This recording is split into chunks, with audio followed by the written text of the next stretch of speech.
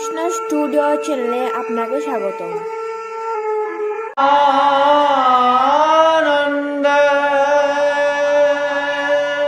হরি হরি বলম জয় জয় শ্রী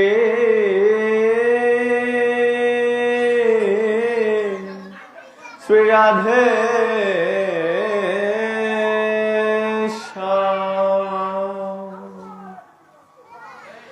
ओम नमः भगवते वासुदेवाय।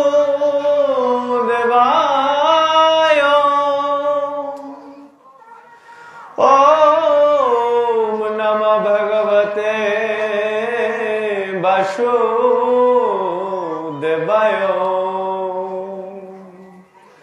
ओम नमः भगवते वासुदेवाय।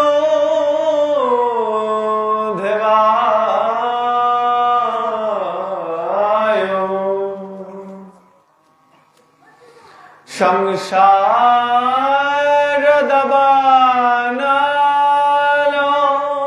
लिरलुकोतरनयो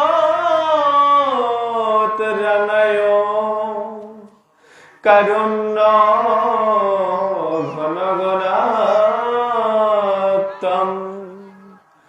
प्राप्तो सकलानो गुणार्णवस्य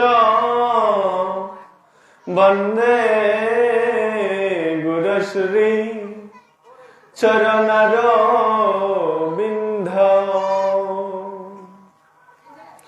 अज्ञानतिमिरान्धस्य ज्ञानमयनशलाकया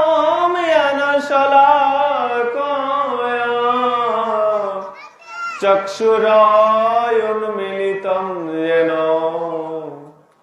तस्मै श्री गुरुवे नमः। मन्नाथ श्री जगन्नाथ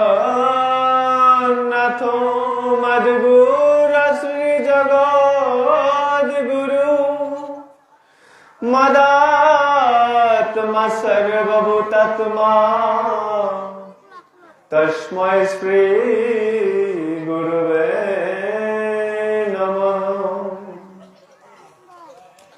नमो नलिन नेत्राय बेणु भाद्य बिने दिने राधादोर सुधापान शालिने बनमालिने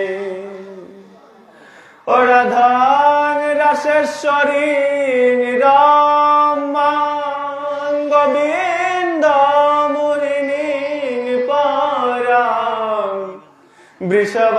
वृषभानुसुते देवी प्रणमामि श्रीहरिप्रिये।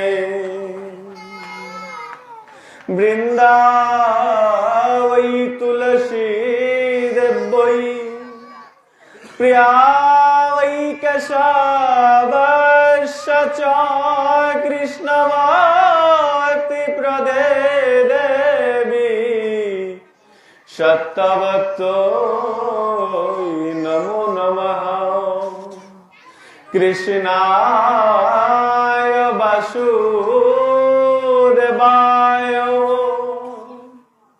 हरये परमात्मने प्रणतो क्लेशनाशाय श्री गोविन्दाय नमो नमः। पंचतत्मात्माकं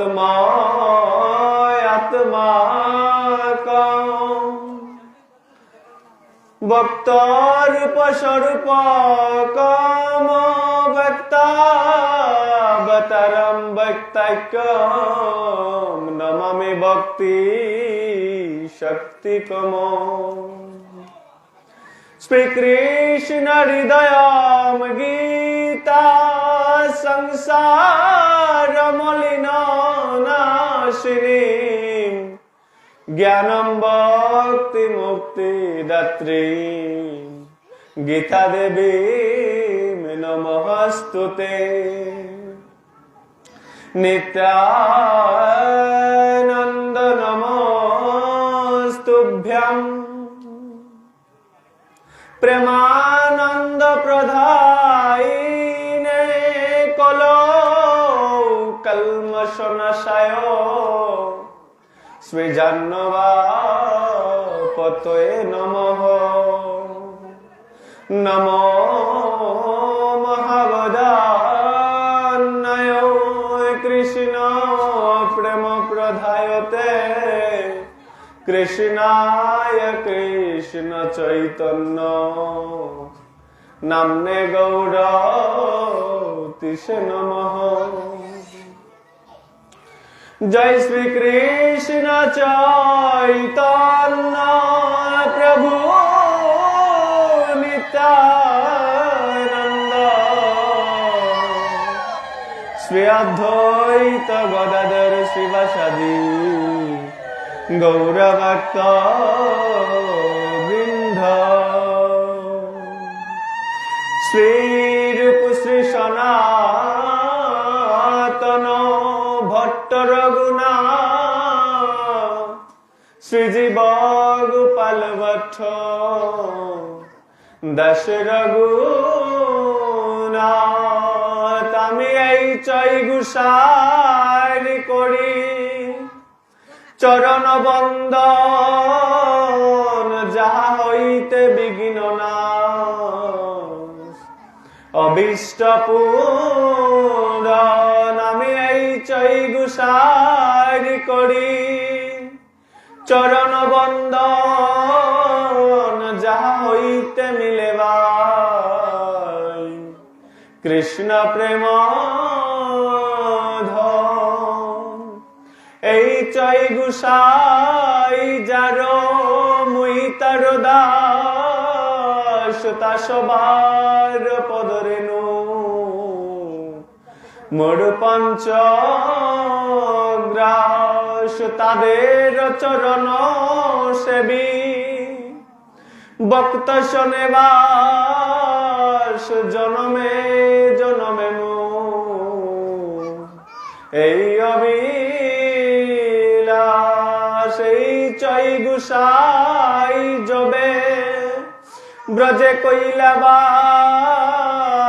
রাধা কৃষ্ণের নিত্য লীলা করিলা প্রকাশ মনের আনন্দে বল হরি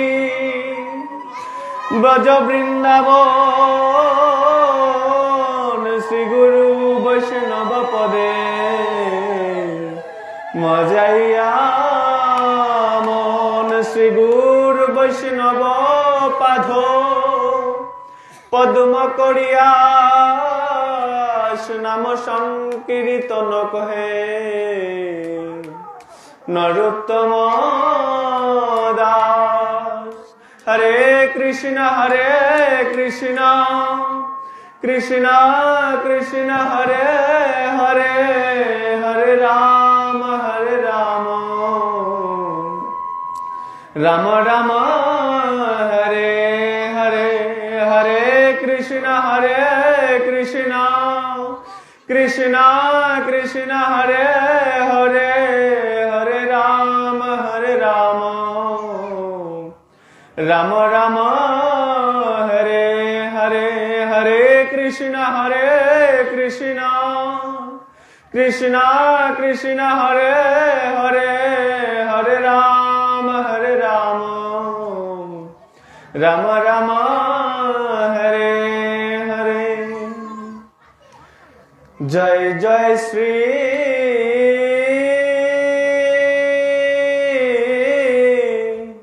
শ্রী রাধে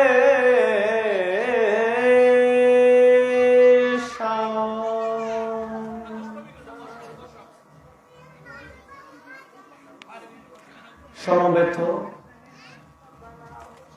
কৃষ্ণ কথামৃত আস্বাদনকারী যে সকল ভক্তবৃন্দ এখানে উপবেশন করেছেন, শ্রীমদ্ ভগবদ গীতা তথা কৃষ্ণ কথা আস্বাদন করার নিমিত্তে সে সকল ভক্তবৃন্দকে উদ্দেশ্য করে বলছি, আমি দিনাতিদিন অঘ্রভাজন কৃষ্ণ কথা যে শ্রবণ করাবো, একজন পাঠকের মাঝে যে সকল গুণাবলী থাকা প্রয়োজন তার বিন্দুমাত্র যোগ্যতাও আমার মাঝে নেই। বক্তাদেশ তথা সাধুগুরু বৈষ্ণব ভক্তদের কৃপা যদি হয় তবেই আমার মতো জীবদমের মুখ থেকে কয়েকটি কৃষ্ণ কথা নিঃসৃত হবে। কৃষ্ণ কথা আস্বাদনের শুরুতে আমি বন্দনা করছি আমার দীক্ষা গুরু শ্রীল শশাঙ্ক মোহন গোস্বামী শ্রী রাতুলরঙ্গা চরণ কমলে ধন্যবাদ প্রণাম নিবেদন করছি এবং পূর্ণরূপে আশ্রয় গ্রহণ করছি ওনার চরণ কমলে। ধন্যবাদ প্রণাম নিবেদন করছি আমার শিক্ষাগুরু শ্রী রাহুল কৃষ্ণ দাস প্রভুজির শ্রী রাতুলরঙ্গার চরণ কমলে। প্রণতি নিবেদন করছি যাদের মাধ্যমে এই সুন্দর লীলাময় পৃথিবীকে অবলোকন করা আমার পিতামাতার শ্রী রাতুলরঙ্গার চরণ কমলে। প্রণতি নিবেদন করছি ভগবানের নিকটের জন আপনাদের মতো শুদ্ধ সাধুগুরু বৈষ্ণবের ভক্তের শ্রী চরণ কমলে। বাঞ্ছা কল্পতরুভ্যশ্চ কৃপা সিন্ধুভ্যেব চ পতিতানাং পাবনেভ্যো বৈষ্ণবেভ্যো নমো নমঃ।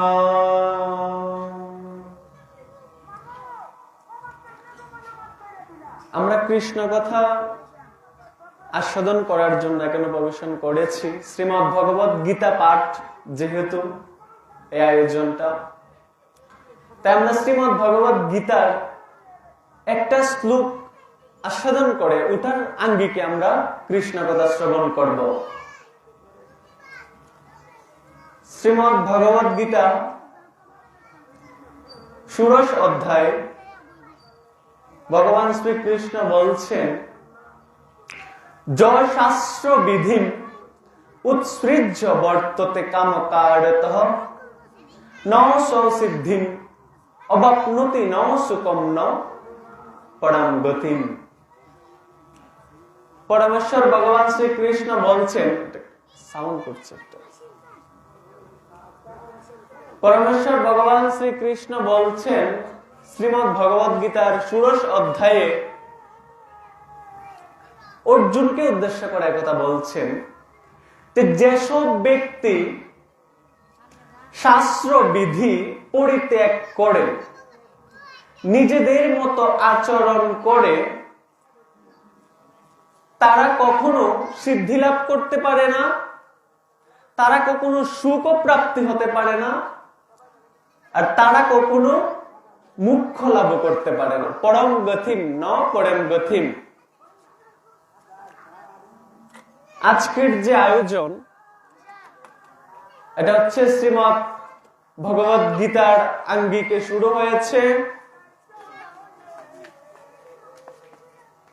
ভগবান বলছেন এই জগতের মাঝে এমন কিছু জীব রয়েছে যারা নিজেকে স্বয়ং সম্পূর্ণ মনে করেন। এখন ঠিক আছে, যারা নিজেকে সম্পূর্ণরূপে স্বয়ং সম্পূর্ণ মনে করেন, তারা শাস্ত্রের যে কতকগুলো বিধিনিষেধ রয়েছে সেগুলো তারা নিজের আচরণে আনে না কখনো। তাদের যে জীবন ধারা, তাদের জীবনের পরিচালিত যে রাস্তা, জন্ম জন্মান্তর থেকে, উত্তরসূরি থেকে এবং পূর্বসূরি থেকে যারা চলে আসছে, দেখবেন পূজা পার্বণ করে না, ভগবানকে মানে না, বিভিন্ন পূজা পার্বণ রয়েছে এগুলো করছে না। এগুলো হচ্ছে শাস্ত্র বিধির বহির্মুখ। এই জগতের মাঝে যে সবাই শাস্ত্র বিধিকে অবলম্বন করে জীবন যাপন করে তা নয়। এমন কিছু মানুষ রয়েছে যারা দেখবেন বলে কি যে ভগবানের প্রয়োজন নেই, আমি নিজেই সামর্থ্যবান, আমার সেইটুকু সামর্থ্য রয়েছে যে আমি আমার জীবনে কারো সহযোগিতার প্রয়োজন নেই। আমার অর্থ আছে, বৈভব আছে, আমার সুকৃতি আছে, আমার কোনো দুষ্কৃতি নেই, সমাজে আমার একটা সুনাম আছে, আমার একটা পদবি আছে, আমার একটা সাধ্য সামর্থ্য আছে, নিজে স্বয়ং সম্পূর্ণ। তো যারা এই সমাজের মাঝে অহংকার বশত বলে থাকে যে আমি কারো আশ্রয় গ্রহণ করার কোনো প্রয়োজন নেই, এমন আছে না বাবা? দেখবেন গোবিন্দ চরণে কোনো রতিমতি নেই, একাদশী ব্রত পালন করে না, দেখবেন হরিনাম জপ করে না। এমনও আছে দেখবেন নিত্য পূজাও দেয় না।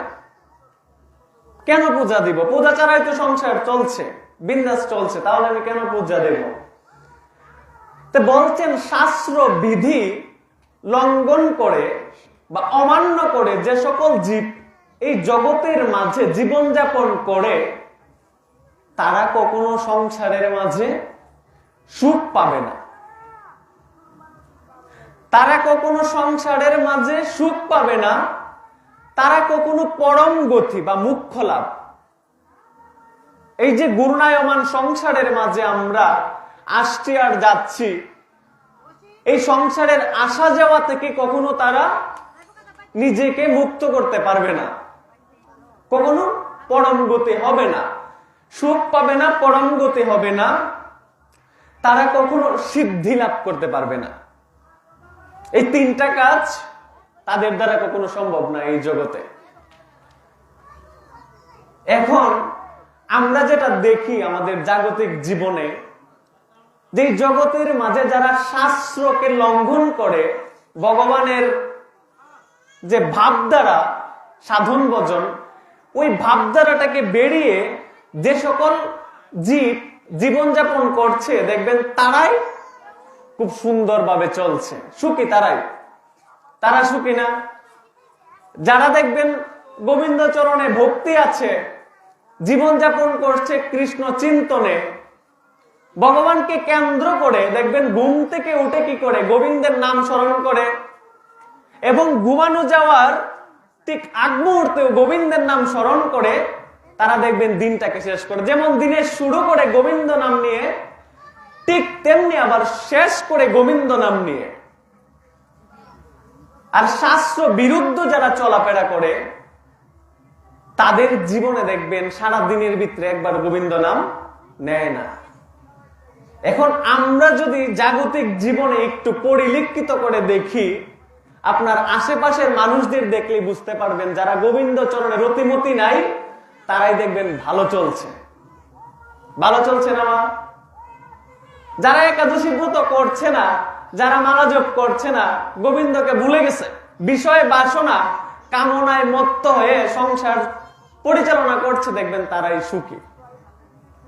আমি একাদশী ব্রত করছি, আমার অসুস্থ, কিন্তু ভগবান শ্রীমৎ ভগবত গীতায় বলছেন অর্জুনকে, যদি কোনো ভক্ত, যদি কোনো জীব ভগবানের কথা যে শাস্ত্র বিধি হচ্ছে কিছু নিয়ম, এই বিধিগুলোকে লঙ্ঘন করে যারা এই সংসারের মাঝে সংসারটাকে স্থাপন করবে তাদের জীবনে কখনো সিদ্ধি লাভ হবে না, কখনো পরম গতি হবে না, কখনো তাদের সুখ হবে না। এখন আমরা দেখছি একটা, ভগবান বলছেন আরেকটা, কিন্তু না, আপনি যদি তাদের পরিবারের ভিতরে একটু গিয়ে কান পেতে শুনেন দেখবেন যে সেখানে সুখ নেই। আপনি সারাদিন কৃষ্ণ চিন্তনে থেকে যখন কৃষ্ণ নাম করবেন তখন দেখবেন আপনার হৃদয়টা শান্ত হয়ে গেছে। আমরা যারা হরিনাম জপ করি, যারা একাদশী ব্রত পালন করি, আমরা যদি একটা একাদশী ব্রত যে সকল ভক্ত পালন করেন তারা যদি কোনো কারণে এই একাদশী ব্রত একটা মিস হয়ে যায়, দেখবেন তার দুঃখের শেষ নাই, সারাটা দিন তার এই চিন্তা করতে করতে কাটে যে গোবিন্দ তোমার একটা একাদশী তো আমি পালন করতে পারলাম না, অনুশোচনা। আর তারা যারা শাস্ত্র বিরুদ্ধ চলাফেরা করে তাদের এমন কোন অনুশোচনা নেই। এখন দুঃখ যারা গোবিন্দ চরণের রথিমতি তাদেরই বেশি, আর গোবিন্দ বলছেন যে তারাই সুখী। আর যারা গোবিন্দ শাস্ত্র বিরুদ্ধ জীবনযাপন করছেন তারাই হচ্ছে দুঃখী। এই দুঃখটা এই জগতে কখনো দেখা যায় না। অর্জুনকে বলছেন এই কথা যে এই জগতের মাঝে তুমি এই দুঃখটা কখনো দেখতে পাবে না। এই জগতে দেখবে তার কীর্তি রয়েছে, তার যেমন কীর্তি তেমন যশ, তেমন বংশ গরিমা, তেমন তার শিক্ষা দীক্ষা, তেমন তার ঐশ্বর্য। দেখবে সমাজের মানুষ তার কথাটাই মান্য করবে। যে কৃষ্ণ ভক্ত তার কথাটা সমাজে কেউ মান্য করবে না, উড়িয়ে ফেলে দেবে। তার অর্থ বৈভব থাকবে না, যশ থাকবে না, কীর্তি থাকবে না। কিন্তু যখন পরম ধামে যাওয়ার সময় হবে তখন কৃষ্ণ ভক্তই হবে সর্বোচ্চ সুখী। কৃষ্ণ ভক্তই সংসার থেকে, কামনা বাসনার এই মায়াজাল থেকে বিচ্ছিন্ন হয়ে পরম ধামে স্থান পাবে। আর পরম সুখ একমাত্র কৃষ্ণ ভক্তই পাবে। আর এই ইহজগৎ থেকে যে সকল জীব একবার কৃষ্ণ এই শাস্ত্র বিরুদ্ধ জীবনযাপন করছেন, তার যখন দেহটা পড়ে থাকবে তখন থেকে তার দুঃখ দুর্দশা আবার শুরু হয়ে গেল। এখন দেখবেন যে যারা শাস্ত্র বিরোধিতা করছে, এখন শাস্ত্র তো আমরা সবাই পড়ি না। শাস্ত্র জ্ঞান যে পড়বো এরকম শিক্ষা দীক্ষা আমাদের মাঝে নেই।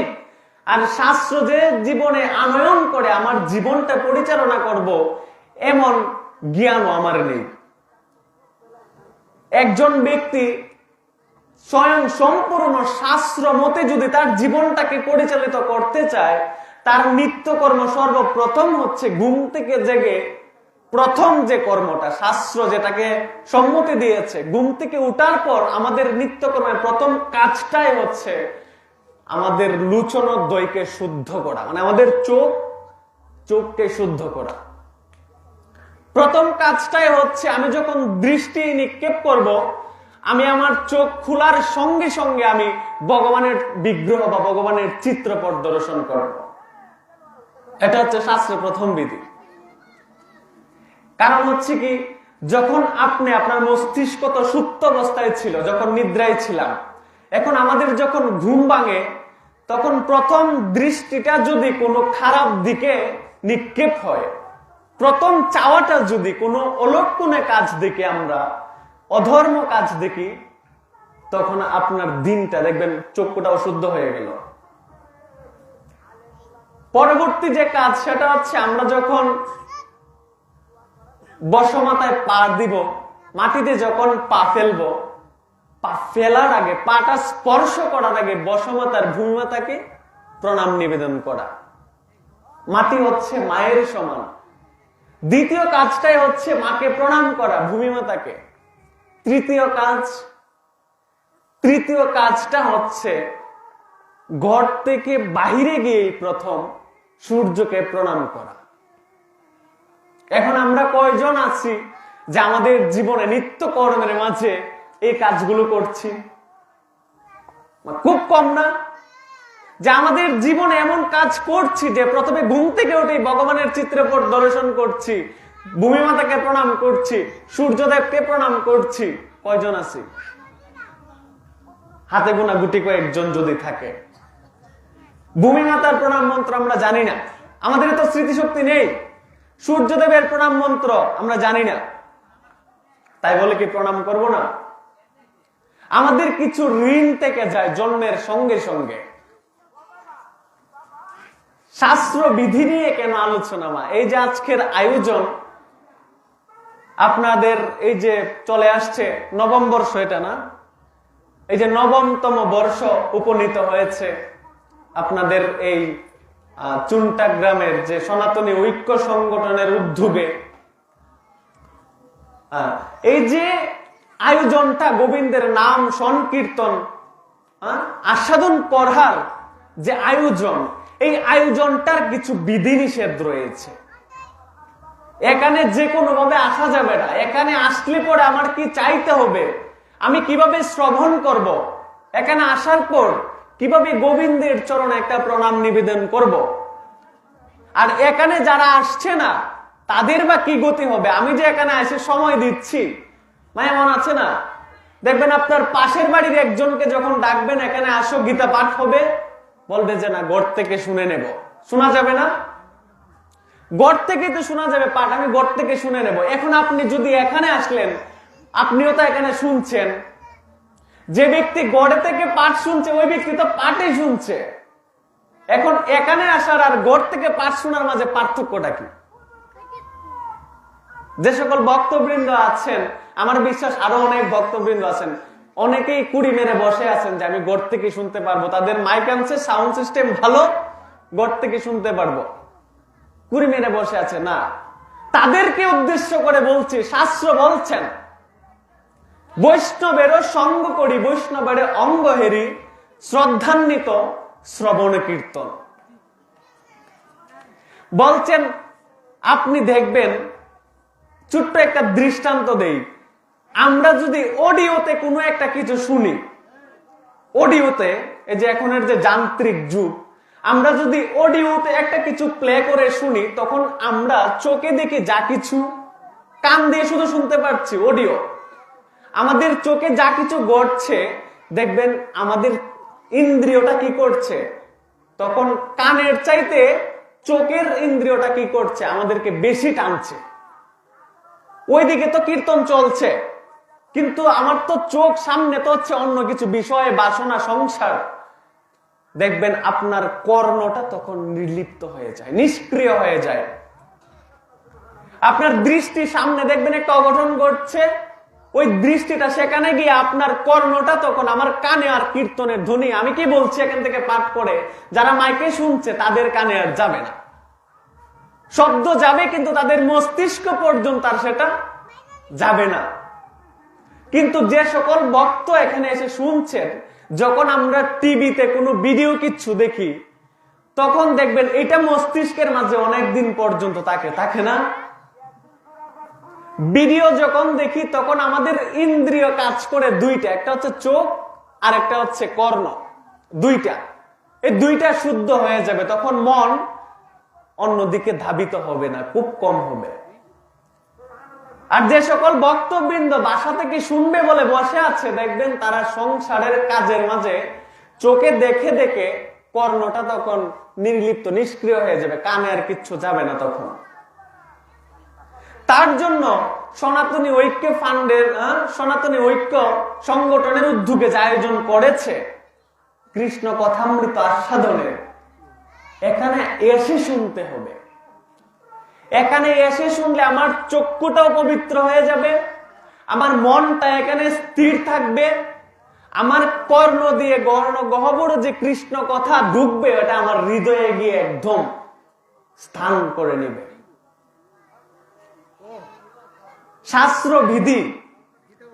শাস্ত্রবিধি সেটাই সম্মতি গ্রহণ করে আমাদের জীবনে চলার পথে শুদ্ধ বিশুদ্ধ পথ কোনটা। একজন ভক্ত যদি এখানে এসে দর্শন করে, শ্রবণ করে, তার কৃপা হবে একরকম, আর যে ভক্ত দূর থেকে শ্রবণ করবে তার কৃপা হবে আরেক রকম। দূর থেকে কে শ্রবণ করবে জানেন? যাদের স্থাবর হচ্ছে যেটা বৃক্ষের মতো, যেটা দাঁড়িয়ে থাকে, চলাফেরার মতো করার কোনো সাধ্য নেই। আমরা মানুষ শ্রেষ্ঠ জীব, আমরা চলাফেরা করতে পারি, আমাদের মনুষ্যত্ব রয়েছে। এই দুইটা পা দিয়ে যদি আমি আজকের হরিবাসর তিথিতে এখানে না আসি, শেষের দিনে এই দুইটা পায়ের জবাব দিতে হবে আমার। এই জগতের মাঝে দেখবেন অনেক মানুষ রয়েছে যাদের পা নেই, আছে না বাবা? যাদের পা নেই। এখন আপনার পা দিয়েছে, আমার পা দিয়েছে হরিকথা শ্রবণ করার, যেখানে আয়োজন করা হয়েছে এখানে যাওয়ার জন্য, হরিকথা শ্রবণ করার জন্য। এখন এই দুইটা পা যদি থাকেও, যদি না থাকার মতো গড়ে বসে থাকে, গাছের মতো দাঁড়িয়ে যদি শ্রবণ করি, তাহলে কৃপাটা গাছ যেভাবে কৃষ্ণ কথা শুনছে জায়গা থেকে যেমন হবে, একজন মানুষেরও ঠিক তেমনই হবে। মানুষ যে শ্রেষ্ঠ জীব, এই শ্রেষ্ঠ কৃপাটা সে পাবে না। তার জন্য মা সবাইকে এখানে এসে শ্রবণ করতে হবে, চিত্তটা শুদ্ধ হয়ে যাবে। এখন যে শ্লোকটার আঙ্গিকে কৃষ্ণ কথা শ্রবণ করেছিলাম, যে সকল ভক্তবৃন্দ শাস্ত্র বিধিকে লঙ্ঘন করে জীবন যাপন করছে তাদের কি প্রাপ্তি হবে, আর যে সকল ভক্তবৃন্দ শাস্ত্র বিধিকে জীবনের আচরণে এনে জীবন পরিচালনা করছে তাদের কি গতি হবে। শাস্ত্র বিধি অনেক রয়েছে, সমস্ত কিছু মানা আমাদের দ্বারা, আমরা কলিহত জীব, স্বল্প আয়ু কামনা বাসনায় আমাদেরকে জর্জরিত করে রাখবে, এটাই নিয়ম, এটা কলিযুগের নিয়ম। কিন্তু আমি ভূমিমাতার প্রণাম মন্ত্রটা না জানি, ঘুম থেকে ওঠার পরে ভূমিমাতাকে একটা নমস্কার তো দিতে পারি। জন্মগ্রহণ করার সঙ্গে সঙ্গে আমাদের কয়েকটা ঋণ থেকে যায়, দেব ঋণ, মাতা পিতার ঋণ, ভূমিমাতার প্রতি ঋণ থাকে। এই যে সূর্যদেব যে আলো দিচ্ছে, সূর্যদেবের প্রতি আমাদের একটা ঋণ আছে। এই ঋণগুলো শোধ করতে হয় মূলত কৃতজ্ঞতা স্বীকার করে, প্রণাম নিবেদন করে। এই যে এখানে বিদ্যুতের লাইট জ্বলছে, এই বিদ্যুতের কারেন্ট বিল আছে না, এখন মাস শেষে আমাদের ঠিকই বিদ্যুতের বিল দিতে হচ্ছে, কিন্তু এই যে সূর্যদেব যে আমাদেরকে আলো দিচ্ছেন, সূর্যদেব, এই কেউ কথা বলবা না বাবা,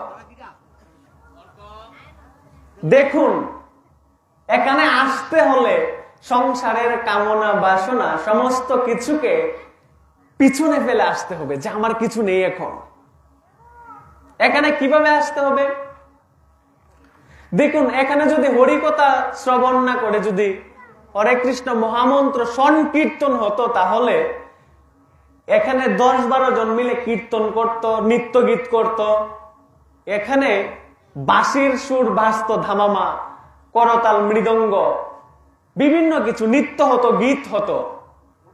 সেখানে আমাদের মনটা যেভাবে স্থাপন হবে, বিভিন্ন কাজ একসঙ্গে হচ্ছে, বাঁশি বাজছে, করতাল বাজছে, কুল বাজছে, নৃত্য করছে, তারপর কীর্তন করছে। কীর্তনের সঙ্গে একটা কীর্তনে গেলে আমার মনটা যেভাবে আকৃষ্ট করে রাখতে পারবে কীর্তনীয়রা, একজন গীতা পাঠক, ভাগবত কথা আস্বাদনকারী পাঠক এভাবে আস্বাদন করাতে পারবে না। এখানে বসতে হলে কায় মনোবাক্যে বসতে হবে মা, তারা যেভাবে আকৃষ্ট করতে পারবে আমি এভাবে পারবো না।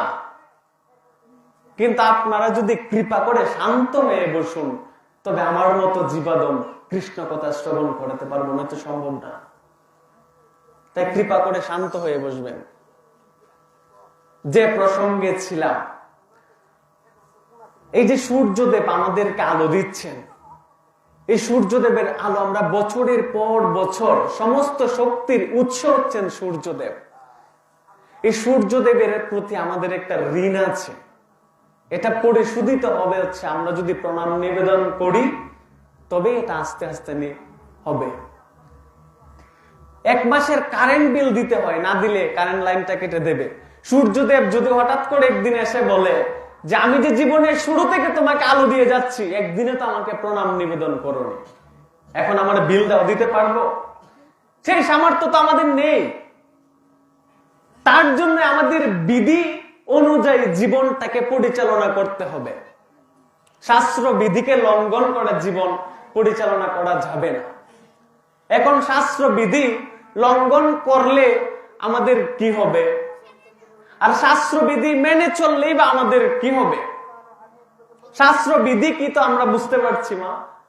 শাস্ত্র বিধি হচ্ছে শাস্ত্র যেটাকে সম্মতি দিয়েছে, আমাদের নিত্য কর্মগুলোকে, যে কর্মগুলোকে শাস্ত্র সম্মতি দিয়েছে, সেই সম্মতিগুলোকে গ্রহণ করে জীবনটাকে পরিচালনা করা, সেটাই হচ্ছে মূলত শাস্ত্র বিধি।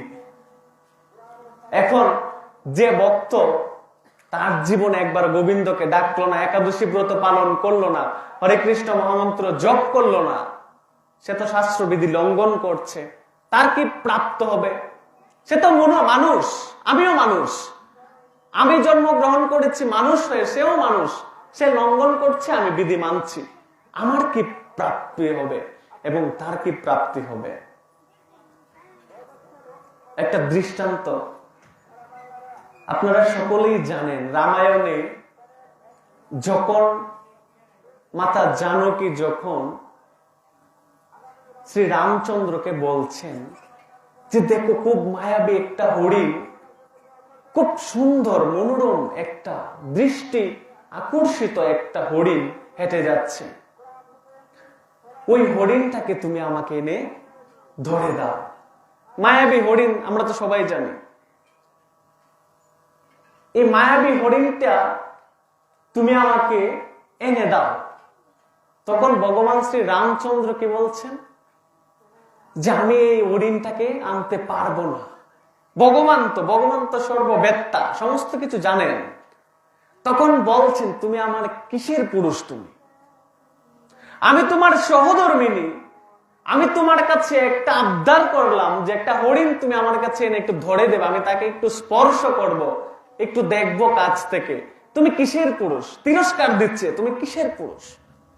একটা হরিণ ধরে এনে দিতে পারলে না আমাকে? এখন সহধর্মিনী বলছে বলে কথা, এখন তো আনতে হবেই। শ্রী রামচন্দ্র বাধ্য হলেন হরিণ টানতে। এখন সঙ্গে ছিলেন কে? লক্ষ্মণ, ছোট ভাই লক্ষ্মণ। রাজীব লোচন শ্রী রামচন্দ্র বলছেন লক্ষ্মণ ভাইকে, ভাই আমি হরিণটাকে নিয়ে আসি, তুমি একটু তোমার সীতা মাতাকে একটু কি, লক্ষ্মণ আবার সীতা দেবীকে মাতা রূপে সম্বোধন করতেন, বলছেন তুমি একটু দেখে রেখো, আমি একটু যাচ্ছি। এই যে মায়াবী হরিণটার পিছনে ভগবান শ্রী রামচন্দ্র যে ছুটছেন, ভগবান শ্রী রামচন্দ্র খুব ভালো করে বুঝতে পারলেন যে এটা হরিণ না, এটা কোনো চক্রান্ত, এটা কোনো মায়া। যখন মায়াবী হরিণটা দূর থেকে ক্রন্দন করছে লক্ষ্মণের নাম ধরে যে আমাকে বাঁচাও, আমাকে উদ্ধার করো, করছে না, হরিণটা তখন মায়াবী সুরে ডাকছে লক্ষ্মণকে যে আমাকে বাঁচাও, আমি বিপদে পড়েছি, আমার সংকট হয়েছে। তখন মাতা জানকী সীতা দেবী বলছে তোমার বড় ভাই একটা বিপদে পড়েছে, যাও যাও তুমি গিয়ে উদ্ধার করে নিয়ে আসো তোমার ভাইকে, যাও তোমার ভাই তোমাকে ডাকছে, তুমি গিয়ে উদ্ধার করে নিয়ে আসো। এখন বড় ভাই তাকে আজ্ঞা দিয়ে গেলেন যে তুমি তোমার সীতা দেবী মাতাকে ছেড়ে কোথাও যাবে না, তুমি পাহারা দেবে, আমি হরিণটা ধরে নিয়ে আসছি। এখন ভাইয়ের আজ্ঞাকে অগ্রাহ্য করে কিভাবে তিনি সীতা দেবীর কথা শুনে যাবেন? পড়লেন ধর্ম সংকটে, কি সিদ্ধান্ত নেবেন? তখন সীতা দেবী লক্ষ্মণকে বলছেন আমার কথা তুমি কেন শুনবে? তিরস্কার দিচ্ছে, আমার কথা তুমি কেন শুনবে? তোমার তো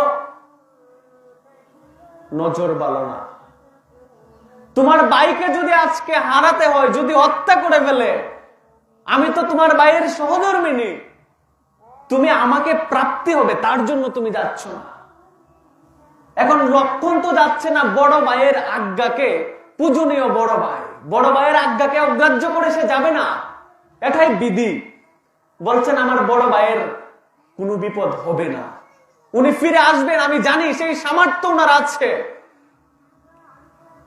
বলছেন তুমি আমাকে ভোগ করতে চাচ্ছ লক্ষ্মণ, তার জন্য তুমি যাচ্ছ না, আমি বুঝি সমস্ত কিছু, তুমি আমাকে প্রাপ্ত হওয়ার জন্য, কত বড় কথা। তখন বলছেন এ কি বলছো মা, যখন আমি পরিবার পরিজন সমস্ত কিছুকে পিছনে ফেলে আসতে যাব, তখন আমার মায়ের চরণে যখন প্রণাম নিবেদন করতে গেলাম, তখন আমার মা বলেছিলেন তুমি যাচ্ছ যাও, তবে কোনোদিন যেন তোমার সীতা মায়ের ছায়া তল থেকে তুমি বিচ্ছিন্ন না হও। আমার জগৎজননী জন্মধাত্রী মা তখন সেদিন আমাকে সন্তান রূপে তোমার কুলে, তোমার আঁচলের নিচে গুজে দিয়েছিল। তুমি আমার মাতৃস্বরূপা, তুমি আমার মা হয়ে তুমি এই কথাটা বলতে পারলে? তুমি আমার মাতৃস্বরূপা, আমার মাকে গৃহের মাঝে রেখে এসেছি, আমার একবারের জন্য মনে হয়নি যে আমার মা গৃহের মাঝে, আমার মনে হয়েছে যে আমার জগৎ জননী মা তুমি, তোমার মাঝে আমার জন্মধাত্রী মাও রয়েছেন। তুমি এক কথা কি বলছো মা? কত বড় কথা বলছে, আমাকে প্রাপ্ত, আমাকে বুক করার জন্য তুমি তোমার ভাইকে রক্ষা করতে যাচ্ছ না।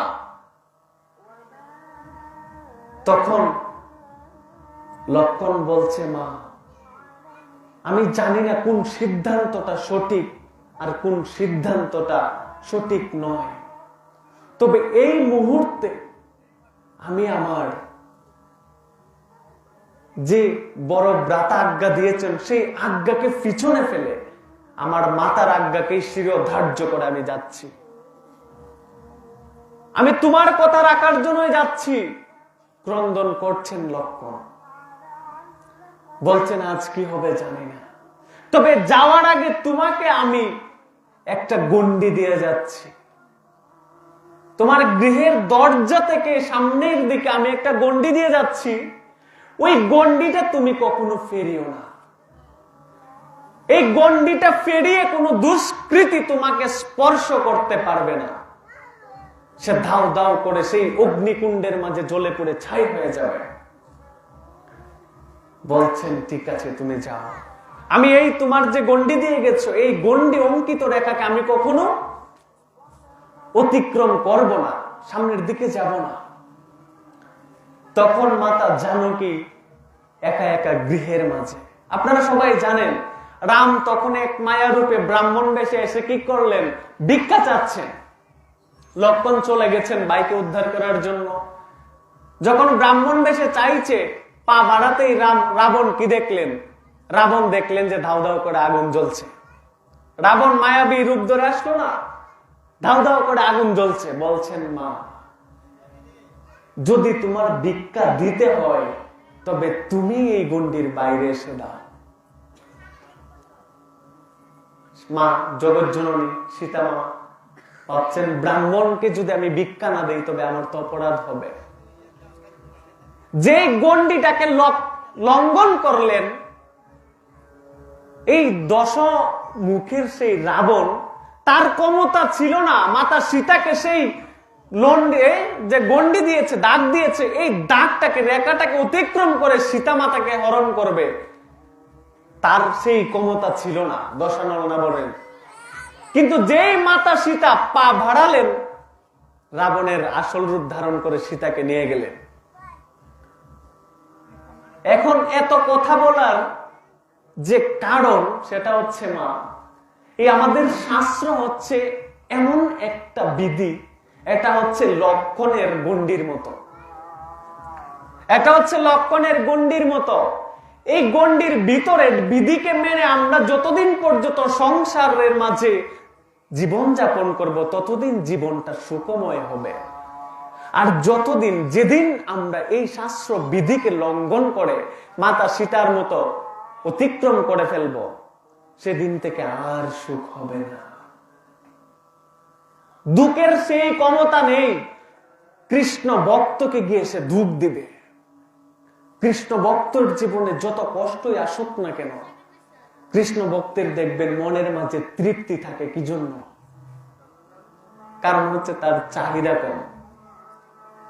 আর যে সকল ব্যক্তিরা শাস্ত্র বিধিকে লঙ্ঘন করে জীবনযাপন করছে, তাদের জীবনের চাহিদার শেষ নাই, ঐশ্বর্য আছে অনেক। ধনাঢ্য ব্যক্তি দেখবেন উনি ঘুমিয়েও স্বপ্নে দেখছেন কিভাবে লক্ষ্য থেকে কোটিতে যাওয়া যায়।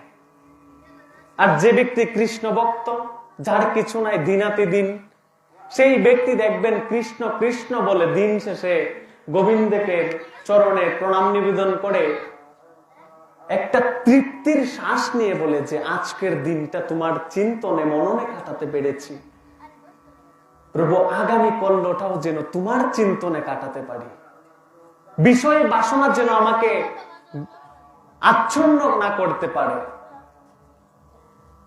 এখন যে সকল ভক্ত, যে সকল জীব, যে সকল মনুষ্য এই মনুষ্য দেহটাকে ধারণ করে শাস্ত্র বিধিকে লঙ্ঘন করে জীবনযাপন করছে, তাদের জীবনটা কেমন হবে? দেখুন আজকের যে আয়োজন করেছেন, এই আয়োজনটা কি জন্য করা হয়? বাৎসরিক একটা আয়োজন কারো জীবনে বিধি পরিবর্তন করতে পারে না যদি আমার হৃদয় থেকে সেটা গ্রহণ না করি। এই যে আজকের আয়োজন, এখানে তখনই সার্থক হবে যে আয়োজক বৃন্দ যে আয়োজন করেছেন সনাতন ঐক্য ফাউন্ডেশন, তখনই এটা সার্থক হবে এই আয়োজন থেকে যখন একজন মানুষ যখন তার জীবনের লঙ্ঘনকৃত বিধিটাকে আবার তার জীবনের আচরণে আনতে পারবে, তখনই এই আয়োজন সার্থক হবে, এছাড়া সার্থক হবে না। আমরা এখানে আসলাম, কৃষ্ণ কথা শ্রবণ করলাম, আবার গৃহের মাঝে গিয়ে কামনা বাসনায় নির্লিপ্ত হয়ে ভুলে গেলাম, এই আয়োজন কোনো ভূমিকা রাখবে না। নবম বর্ষ চলছে, এই 9 বছরের ভিতরে যদি 9 বছর পূর্বে যে এই গ্রামের যে অবস্থান ছিল এখনো যদি পূর্বের মতোই অবস্থান থেকে যায়, তবে ধরে নিতে হবে যে এই আয়োজনকারী ব্যক্তবৃন্দের সার্থকতা হয়নি। আমরা যেখানে শ্রবণ করতে এসেছি এবং যে সকল বক্তবৃন্দ এখানে শ্রবণ করাতে এসেছেন তাদেরও সার্থকতা হলো না। কিভাবে সার্থক হবে? এখানে যে আসবো মা, এখানে আসার জন্য কায় মন বাক্য স্থির করে স্থিত প্রজ্ঞ ব্যক্তি হয়ে এখানে আসতে হবে। অনেক ভিড়, একটা মেলা, মা সন্তান, অবুঝ একটা সন্তান মাকে নিয়ে সেই মেলার মাঝে গেলেন কেনাকাটা করার জন্য। এখন সেই মেলার মাঝে যাওয়ার পর হঠাৎ করে সেই অবুঝ সন্তানটা মায়ের হাত থেকে কি হলো, তার হাতটা ছুটে গেল মানুষের ভিড়ে। এই যে হাতটা ছুটে গেল, তখন মা কি করছে? খুব খুঁজাখুঁজি করছে, যেন প্রাণটা আর দেখে দেহের মাঝে নেই, ধরে রাখা দায়। সন্তানটাও ক্রন্দন করছে, মা ছাড়া তো আর অবুঝ শিশু কিচ্ছু বুঝে না, সমস্ত কিছু অপরিচিত। মাই হচ্ছে তার জীবনে পৃথিবী। এখন সেই সন্তানটা যেভাবে মাকে হারিয়ে ক্রন্দন করে, সমস্ত জীবের মুখমণ্ডল যেন তখন অপরিচিত হয়ে যায়। একমাত্র মায়ের মুখমণ্ডলটাই হচ্ছে তখন পরিচিত, বাকি সমস্ত কিছু তখন অপরিচিত। কেউ তাকে আঘাত করছে না, কেউ তাকে বকাও দিচ্ছে না, তবু সে ক্রন্দন করছে। কি জন্য? কারণ একমাত্র মা হচ্ছেন পরিচিত, আর সেই মায়ের আঁচল থেকে তার বিচ্ছিন্ন হয়ে গিয়েছে। সন্তানটা যেভাবে ক্রন্দন করে মাকে হারিয়ে, ঠিক তেমনি ভাবে মাও সন্তানকে হারিয়ে এমন ভাবেই ক্রন্দন করে, খুঁজতে থাকে পাগলিনীর মতো। কোথায় কোথায় আমার সন্তান? পাগলিনীর মতো খুঁজে।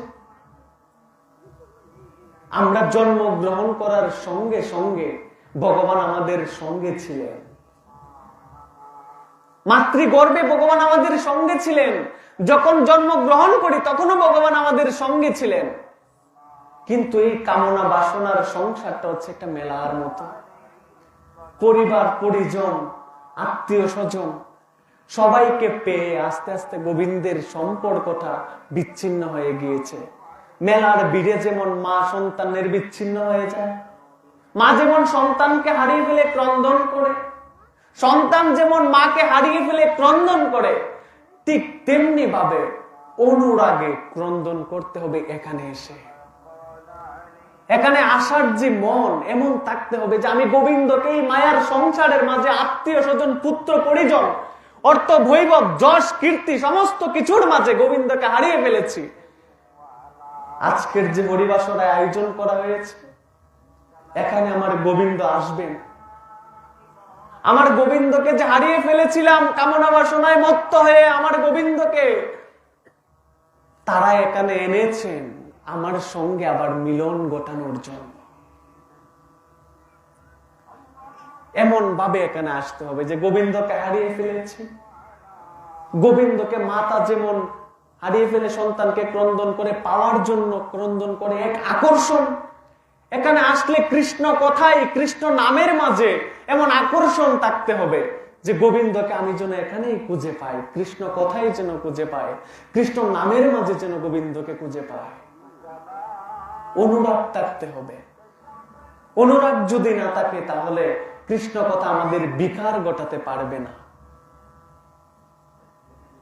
এখন এই যে আমরা এখানে আসছি, আমাদের প্রাপ্তিটা হবে, গোবিন্দ বলছেন এই জগতের মাঝে শ্রেষ্ঠ ভক্তকে শ্রীমদ্ ভগবত গীতায় বলছেন, সমশত্রু চ মিত্রী চ তথা মানপমানয় শীতুষ্ণ সুখ ধুকেশু সঙ্গ সমবেত বিবর্জিত।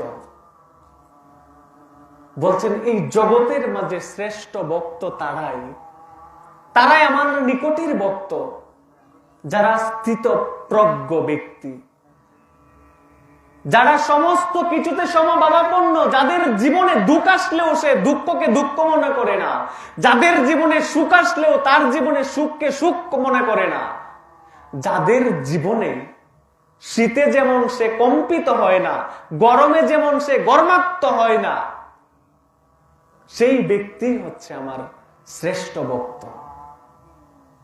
কিন্তু আমরা তো সংসারের কামনা বাসনায় যুক্ত হয়ে যখন দুঃখ আসে গোবিন্দকে ভুলে যাই, যে তোমার নাম করি, তোমার গুণকীর্তন করি, একাদশী ব্রত করি, কিন্তু তুমি তো আমাকেই দুঃখ দিচ্ছ।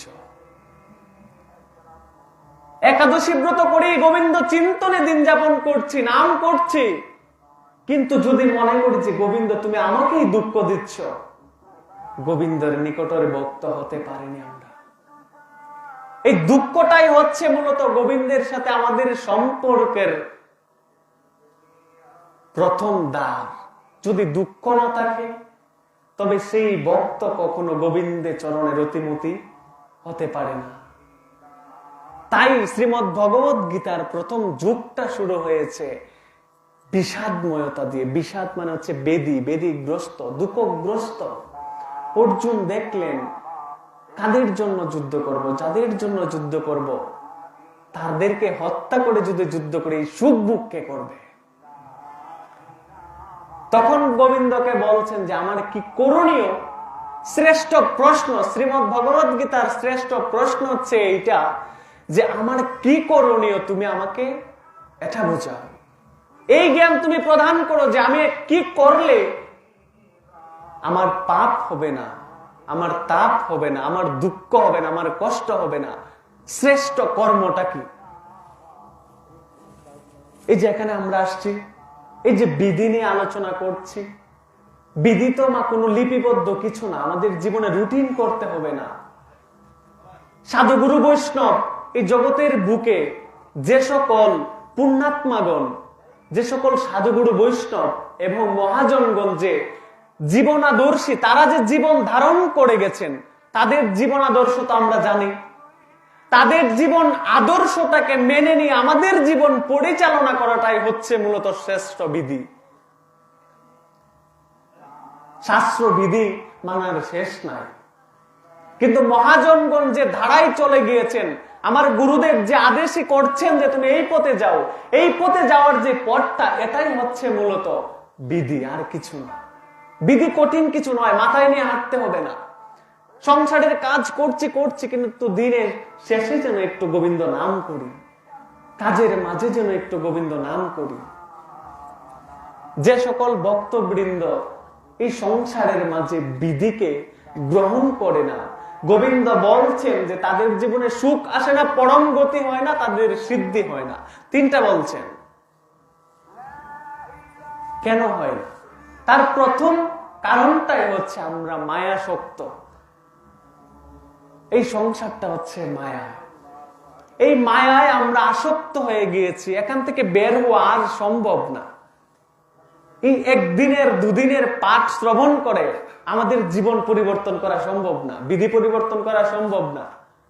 কিন্তু বলছেন এখানে গেলে যে তোমার জীবনে একটু ভক্ত সঙ্গ হবে, এই ভক্ত সঙ্গের সময়টা তোমার জীবনে লিপিবদ্ধ হয়ে থাকবে।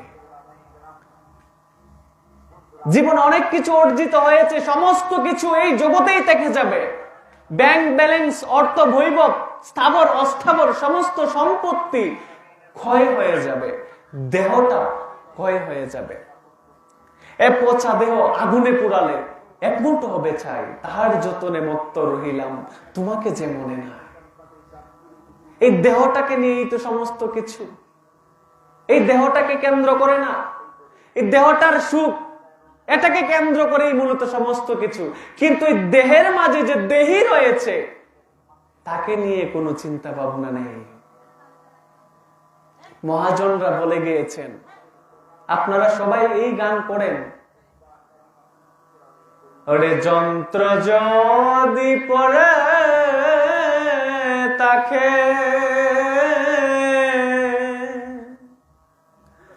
ওরে লক্ষ জনার মাঝে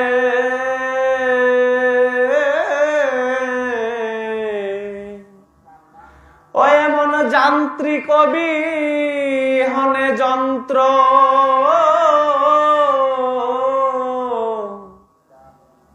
চলিবে কে মনে। ওই আমি যন্ত্র তুমি যন্ত্রধারী,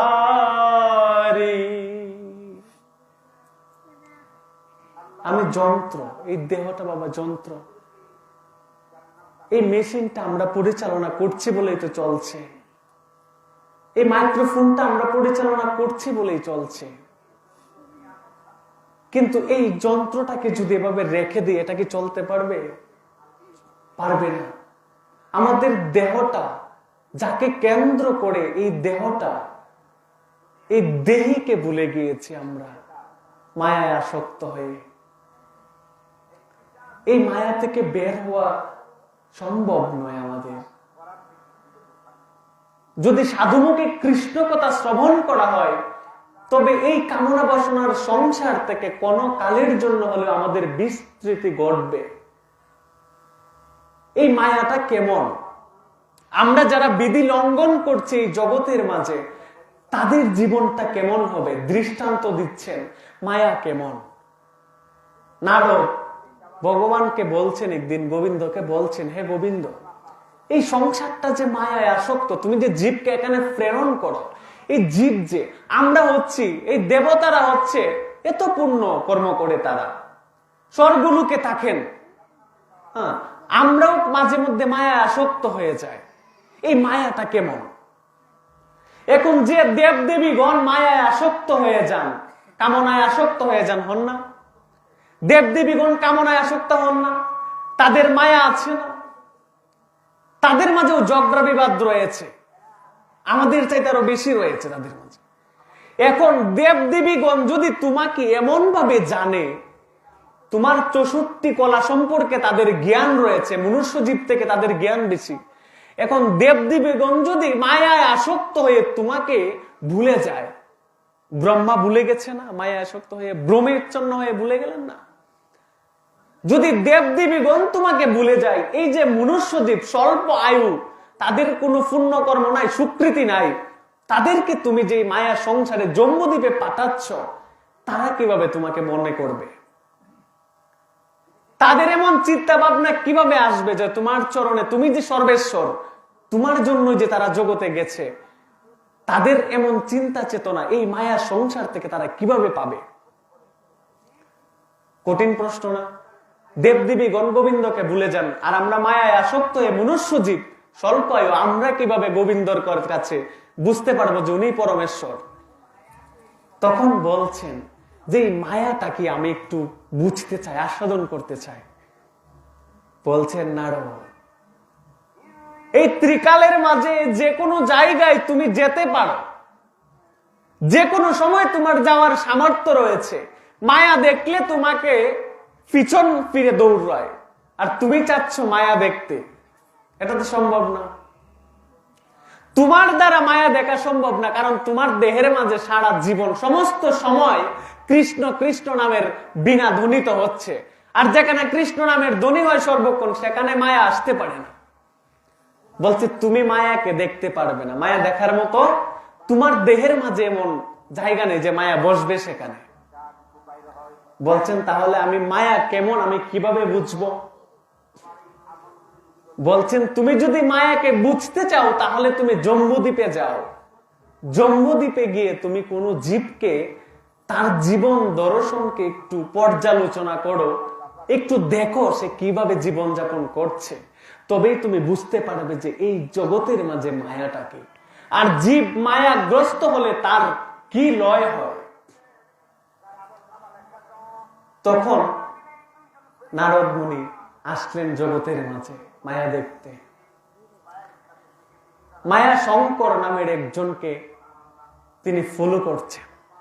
একদিন কি করলেন, একটা সাধুর বেশ ধারণ করে, ছদ্মবেশ ধারণ করে নারদ মুনি এই মায়া শঙ্করের গৃহে আগমন করলেন।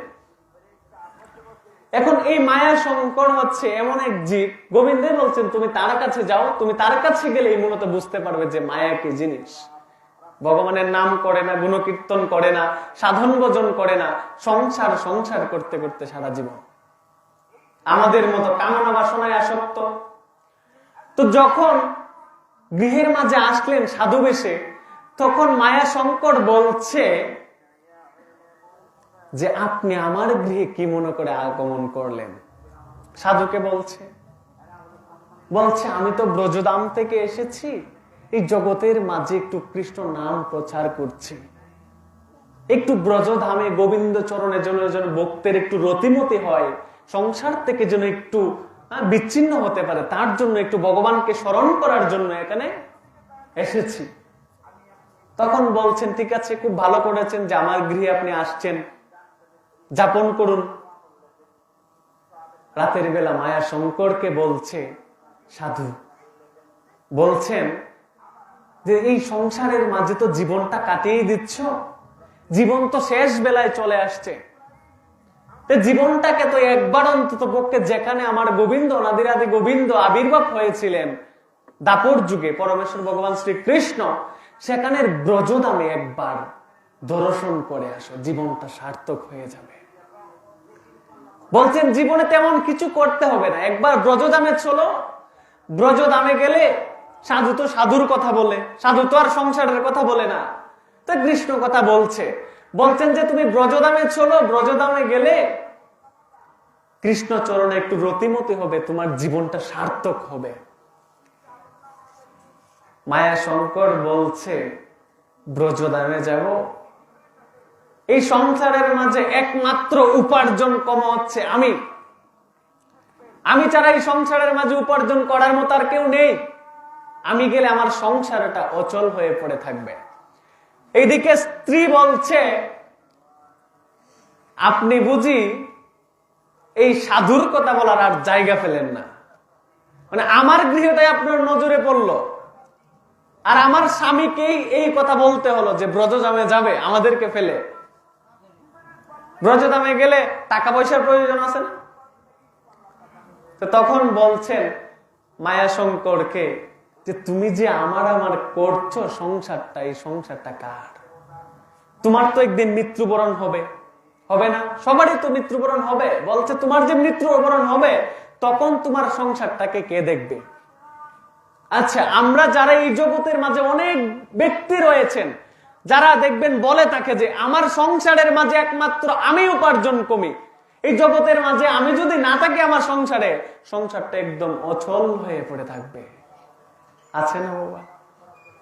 এমন অনেক ব্যক্তি আছে যাদের জীবনে একমাত্র স্বামী হচ্ছে উপার্জন কম, একমাত্র সন্তানটা হচ্ছে সেই পরিবারটাকে পরিচালনা করছে, কর্মক্ষমতা আছে, উপার্জন করতে চালাচ্ছে।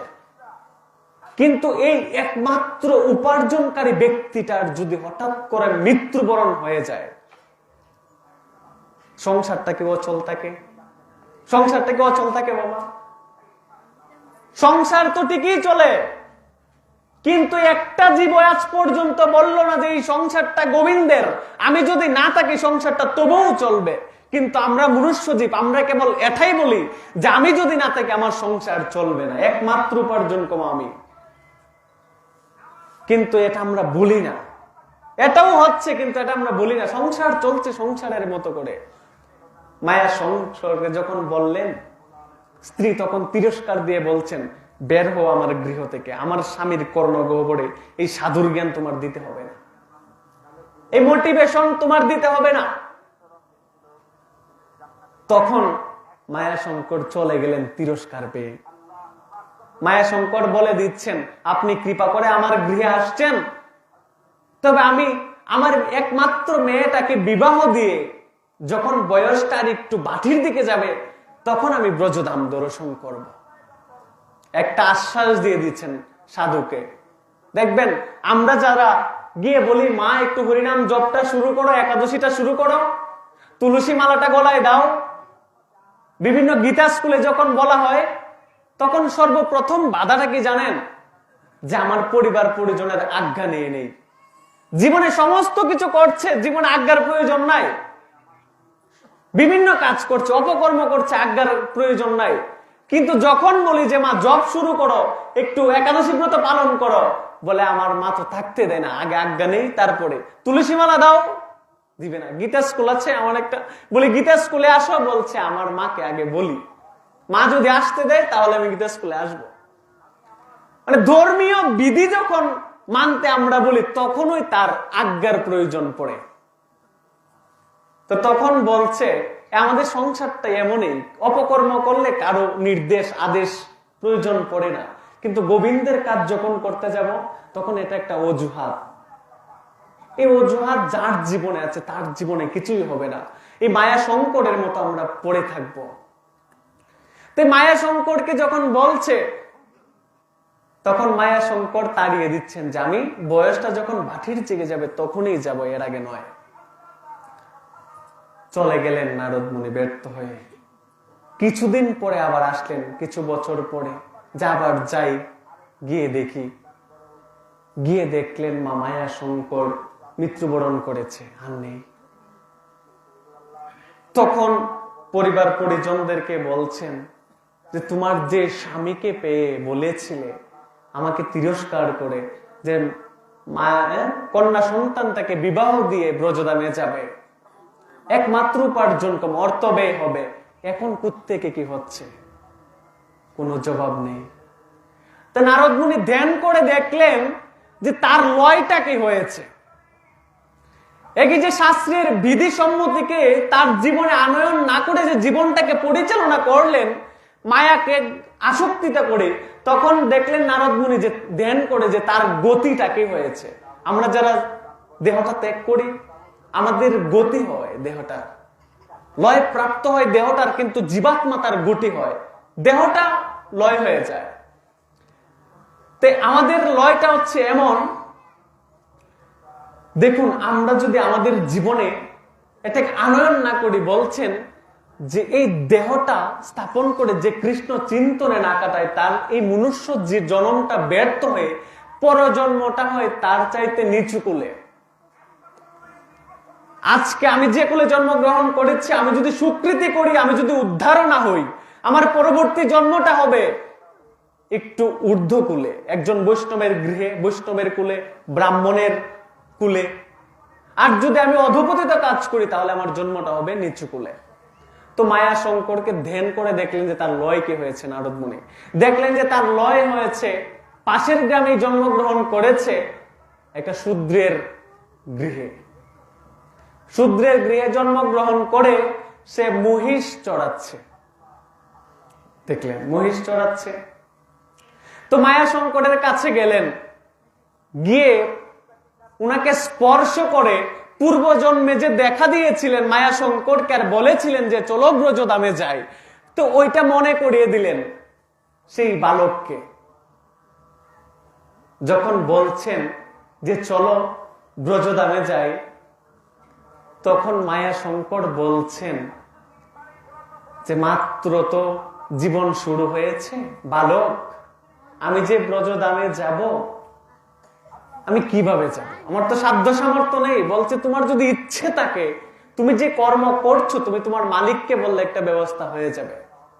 তখন মায়া শঙ্কর বলছে এই যে আমি মহিষ চড়াচ্ছি, মালিক আমাকে ভালো খেতে দেয়, আমি যে মালিকের অধীনে আছি মালিক আমাকে ভালো খেতে দিচ্ছে, বলন পোষণ করছে, আর যে মহিষগুলো চড়াচ্ছি ওই মহিষগুলোর সাথে আমার একটা ভালো সম্পর্ক হয়ে গিয়েছে, এই মহিষগুলো ছেড়ে এখন আর যেতে আমার মন চাইছে না, এই মহিষগুলোর প্রতি আমার একটা সম্পর্ক স্থাপন হয়ে গিয়েছে, আমি আর পারবো না এখন যেতে, এখন আমাকে ক্ষমা করুন সাধু বাবা। তো ব্যর্থ হয়ে নারদ মুনি সেখান থেকেও চলে গেলেন। সেখান থেকেও যখন চলে গেলেন নারদ মুনি, তখন গেলেন কোথায়? আবার গোবিন্দের কাছে গেলেন যে কি এমন মায়া যে আমি তাকে গিয়ে কৃষ্ণ নাম করতে করতে জ্ঞান দেই, এই জ্ঞানটা পর্যন্ত এখানে কাজ করে না। তখন মায়া শঙ্কর কি কয়েক বছর পর আবার জগতের বুকে আসলেন, এসে দেখলেন যে এই বালকটিও মৃত্যুবরণ করেছে। কয়েক বছর পরে এসে দেখলেন যে যে বালকটি মহিষ চড়াতো, শূদ্রের ঘরে জন্মগ্রহণ করে, এই বালকটিও মৃত্যুবরণ করেছে। ধ্যান করে দেখলেন যে তার এখন কি গতি হলো। দেখলেন যে পরজন্ম হয়েছে তার একটা কুকুর কুলে, একটা কুকুর হয়ে জন্মগ্রহণ করেছে। মনুষ্য কুলটা শেষ। শাস্ত্র বলছে ন বজন্ত অবজানন্তি স্থানাদ্রষ্টাৎ অধৎ পথ সদতি। এই দেহটা ধারণ করে যদি, মনুষ্য দেহ ধারণ করে যদি ভজন না করে, সাধন না করে, তবে তার পরবর্তী জন্মটা কেবলমাত্র নিচু কুলেই জন্মগ্রহণ করতে থাকবে। মনুষ্য দেহটা সে হারিয়ে ফেলেছে যোগ্যতা, তার যখনের লয়টা হয়েছে কুকুর কুলে। মায়া শঙ্কর দেখলেন যে কুকুর কুলে যে জন্মগ্রহণ করেছে অধঃপতন হয়েছে, গিয়ে বলছেন, ধ্যানের মাধ্যমে কুকুরটাকে গিয়ে স্পর্শ করে বলছেন যে আর কত নিচে নামবি। ছিলে মনুষ্য কুলে, শ্রেষ্ঠ কুলে, সেখান থেকে গেলে শূদ্র কুলে, শূদ্র কুল থেকে গেলে কোথায়? পশু কুলে, কুকুর কুলে আসলে আর কত নিচে নামবে। এবার চলো ব্রজধামে, এবার অন্তত পক্ষে চলো ব্রজধামে। কুকুরটা তখন বলছে কি জানেন, মনুষ্য দেহ ধারণ করে যে ব্রজদানে যেতে পারিনি, এই কুকুর কুলে জন্মগ্রহণ করে ব্রজধামে যাওয়া যায়? খুব কঠিন একটা প্রশ্ন এটা। এই মানুষ দেহটা ধারণ করে ব্রজধামে যেতে পারেনি, আর তুমি এখন বলছো কুকুর কুলে জন্মগ্রহণ করে আমি ব্রজধামে যেতে পারবো? যাওয়া যায় বাবা? বলছে কেন যাওয়া যাবে না, দৃষ্টান্ত আছে। শ্যাম শিবানন্দ, আমাদের গৌরাঙ্গ মহাপ্রভুর সব পার্শ্বদ শ্যাম শিবানন্দ এই বঙ্গের মাঝে দায়িত্ব পেয়েছিলেন, মহাপ্রভু দায়িত্ব দিয়েছিলেন এই বঙ্গবাসীর মাঝে শ্যাম শিবানন্দ যত মানুষ ব্রজধামে যাবে, নদিয়ায় যাবে, নীলাচলে যাবে, তাদের সমস্ত ব্যয় বহন করবে শ্যাম শিবানন্দ। ধনাঢ্য ব্যক্তি ছিলেন। প্রতি বছর রথযাত্রার সময় শ্যাম শিবানন্দ কি করতেন? বঙ্গদেশের মানুষকে একসঙ্গে জড়ো করে নীলাচলে নিয়ে যেতেন, মহাপ্রভুর জগন্নাথ ধামে নীলাচলে রথযাত্রায় নিয়ে যেতেন, সমস্ত খরচ বহন করতেন। একবার যখন সমস্ত ভক্তবৃন্দ এখানে জড়ো হলেন, যাচ্ছেন, হঠাৎ করে সেই ভক্তবৃন্দের মাঝে একটা কুকুর ঢুকে গিয়েছে। একটা কুকুর সেই ভক্তবৃন্দকে ফলো করে করে সে যাচ্ছে তাদের সাথে, ভক্তের সাথে। কয়েকদিন যখন দেখলেন যে না কুকুরটা পিছু ছাড়ছে না, তখন শ্যাম শিবানন্দ কি বলছে জানেন? বলছে যে মহাপ্রভু তুমি আমাকে পরীক্ষা করছো একটা কুকুরকে পাঠিয়ে। এই বঙ্গদেশের দায়িত্ব তুমি আমাকে দিয়েছো, সমস্ত জীবকে যেন আমি নিয়ে যাই, সমস্ত মানুষকে। আমি তো মানুষকে নিয়ে যাই, কিন্তু তুমি আমাকে পরীক্ষা করছো একটা কুকুরকে দিয়ে, যে এই কুকুরটাকে যেন আমি নিয়ে যাই তোমার কাছে। তখন মহাপ্রভুর কাছে বলছেন তোমার পরীক্ষায় জয়লাভ করতে পারবো কিনা জানি না, তবে আমি আমার সর্বোচ্চটুকু দিয়ে চেষ্টা করব এই কুকুরটাকেও যেন তোমার ধামে নিয়ে যেতে পারি। এই কুকুরটা যখন সঙ্গে যাচ্ছে, শ্যাম শিবানন্দ একদিন একটু দেরি করে ভক্তের মাঝে, ভক্তরা তো তাবু করে থাকতেন, অনেক দিনের 1 মাস লাগতো যেতে। তখন যখন তাবু করে থাকতেন সন্ধ্যায়, দিন শেষে গিয়ে যখন আহার করবেন, একদিন শ্যাম শিবানন্দ দেখছেন যে সাথের যে কুকুরটা ছিল, ওই কুকুরটা দেখা যাচ্ছে না কোথাও। তো শ্যাম শিবানন্দ তখন কি করলেন, বলছেন যে এই কুকুরটাকে যদি তোমরা আহার করাতে না পারো, আমিও আহার করব না। কুকুরের মর্যাদা কোথায় দিয়েছেন?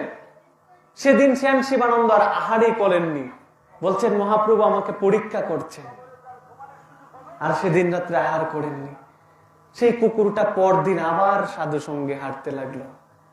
একটা নদী পার হবে, উড়িয়া মাঝি বলছে আমার নৌকো দিয়ে কুকুর পার করি না, আমার নৌকো দিয়ে একমাত্র আমি মানুষকেই পার করি, কোনো কুকুরকে আমি পার করি না। এই কুকুর আমার নৌকা দিয়ে যাবে না। স্বয়ং তো মহাপ্রভু পরীক্ষা করছেন, ভগবান পরীক্ষা করছেন, বলছেন কুকুরকে আমি পার করি না।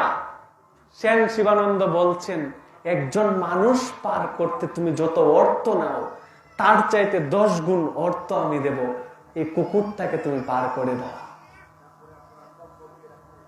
কুকুরটাকে মাঝি পার করে দিলেন অধিক অর্থের বিনিময়ে। যখন নদীটা পার হলো, কুকুরটা নীলাচলে নিয়ে যাবে, কুকুরটা হারিয়ে গিয়েছে নদীর ওই পাড়ে গিয়ে। কুকুরটা যখন হারিয়ে গিয়েছে তখন ক্রন্দন করছে, প্রভু পারিনি, তোমার ভক্তকে আমার সঙ্গ করে তোমার ধামে আমি আনতে পারিনি, আমি অধম।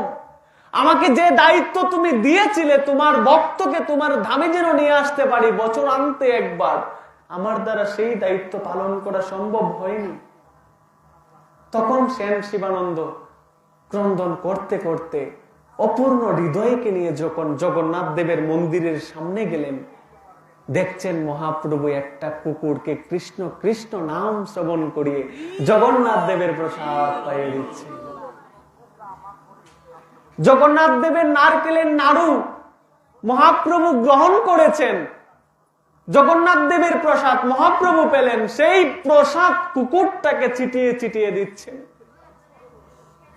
আমার জীবনে তো হলো না। শ্যাম শিবানন্দ বলছেন তুই কুকুর হয়ে জগন্নাথ দেবের প্রসাদ পেলি, আমি মনুষ্য জীব, আমি তো পেলাম। জগন্নাথ দেবের স্বয়ং প্রসাদ পেয়েছিস তুই, স্বয়ং মহাপ্রভুর প্রসাদও পেলি। আজ মহাপ্রভু স্বয়ং তোকে কৃষ্ণ নামে নৃত্য করাচ্ছে, আর তোর নৃত্য আজকে সকল সাধুগুরু বৈষ্ণব দেখছে, কিন্তু আমাকে তো কেউ দেখে। তুই কুকুর হয়ে মহাপ্রভুর কৃপা পেলি, আমি মনুষ্য হয়ে সেই কৃপা পাইনি। মহাপ্রভুকে প্রণাম না করে কুকুরটাকে প্রণাম করছে শ্যাম শিবানন্দ, বলছেন তুই আমাকে কৃপা কর, তুই তো সাধারণ কেউ নস। কুকুরটার প্রতি বুলন্টিত হয়ে শ্যাম শিবানন্দ প্রণাম নিবেদন করছেন যে তুই আমাকে কৃপা কর। বাবা কেন বলেছেন মহাজনগণ যে এই মনুষ্য দেহটাকে যদি আমরা হারিয়ে ফেলি, যদি আবার কুকুর কুলেও জন্মগ্রহণ করি, তবে তুমি ভগবান আমাকে বৈষ্ণবের দাসের গৃহে তুমি আমাকে কুকুর কুলে ফাটিও, বৈষ্ণবের গৃহের মাঝে তুমি আমাকে কুকুর করে ফাটিও। আমার দুঃখ নেই মনুষ্য দেহটা আমার প্রাপ্তি না হোক, তবে তুমি আমাকে বৈষ্ণবের গৃহে যেন আমি থাকতে পারি। কি জন্য? বৈষ্ণব যখন প্রতিদিন গোবিন্দ সেবা দিয়ে প্রসাদ পাবে, সেই গোবিন্দের প্রসাদ আর সেই বৈষ্ণবের প্রসাদ আমি পেতে পারবো। এই প্রসাদের উপরে তো আর কিছু নেই। ও তুমি আমায় যে কুলে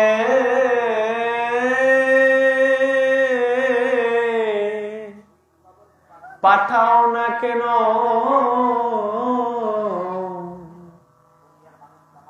তুমি ভক্ত সঙ্গে পাঠিও। ওরে ভক্ত আমার মাতা পিতা, ওরে ভক্ত আমার গুরু। গোবিন্দ বলছেন ও এমন ভক্ত আমার নাম রেখেছে,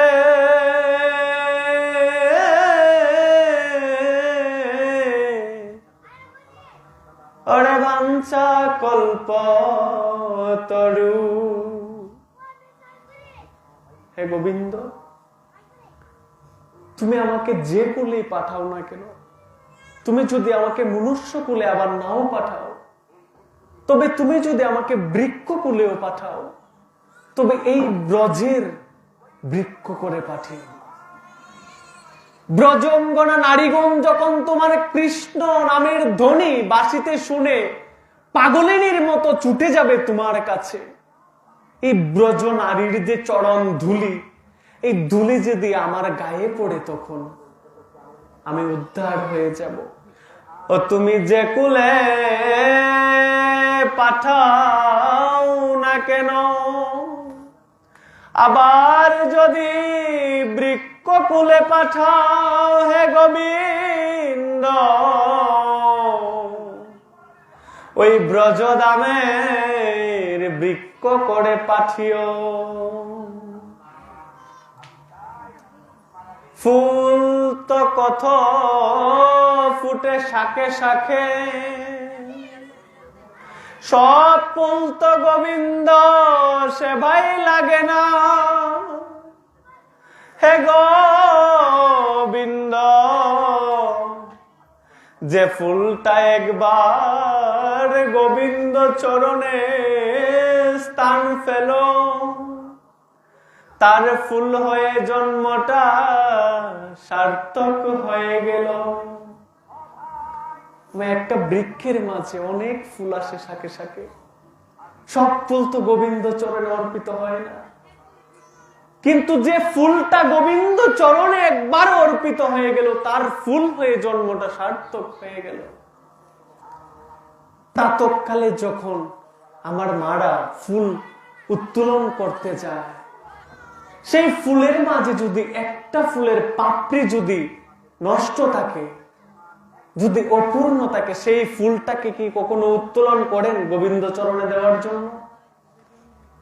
মা, একটা ফুলের একটা পাপড়ি নষ্ট হয়ে গিয়েছে, সেই ফুলটাকে গোবিন্দ চরণে দেওয়ার জন্য উত্তোলন করেন? সামান্য একটা ফুল আমি যদি গোবিন্দ চরণে অর্পণ করার জন্য, একটা পাপড়ি নষ্ট হওয়ার জন্য আমি যদি উত্তোলন না করি, চিন্তা করে দেখুন, জন্মগ্রহণ করার পর আমার যুগ হয়নি, কৃষ্ণ নাম নেইনি, এই দেহটার মাঝে পাপ জমা হতে হতে, দেহটা কামনা বাসনায় আচ্ছন্ন হতে হতে এটা অশুদ্ধ হয়ে গিয়েছে। একটা ফুলের পাপড়ি নষ্ট হয়ে গেলে, সেই ফুলটা যদি আমি গোবিন্দ সেবায় না দিলাম, তবে আমার এই দেহটা যে পেলাম, আমার দেহটা তো সাধন ভোজন করি না করতে করতে এটা জংকার ধরে গিয়েছে, পাপাচ্ছন্ন হয়ে গেছে। আমার দেহটা কিভাবে গোবিন্দ চরণে সমর্পিত হবে? একবারও ভেবেছি বা একবারও কি ভেবে দেখেছি এটা? দিন শেষে গোবিন্দকে ডাকলে কাজ হবে না, ডাকতে হবে দিনের শুরুতে। যে প্রসঙ্গে ছিলাম, কুকুর কুলে জন্ম গ্রহণ করে উদ্ধার পাওয়া যায়। যদি সেই কুকুর বৈষ্ণবের সঙ্গ পায়, সাধুগুরু বৈষ্ণবের সঙ্গ পায়, যদি ভক্ত সঙ্গ লাভ করতে পারে, ভক্ত পদের যদি লাভ করতে পারে, তবে দেখবেন সেই কুকুর কুলে জন্মগ্রহণ করেও সেই কুকুরটা উদ্ধার হয়ে যাবে। কিন্তু আমি মনুষ্য কুলে, শ্রেষ্ঠ কুলে জন্মগ্রহণ করে আমার উদ্ধার এই জীবনে হবে না, হবে না। কারণ আমি মনুষ্য শ্রেষ্ঠ হয়ে আমার মনুষ্য জাগ্রত হলো না। তো যখন মায়া শঙ্কর বলছেন কুকুরকে যে তুই এবার চল ব্রজে, বলছেন কুকুর হয়েও ব্রজধামে যাওয়া যায়।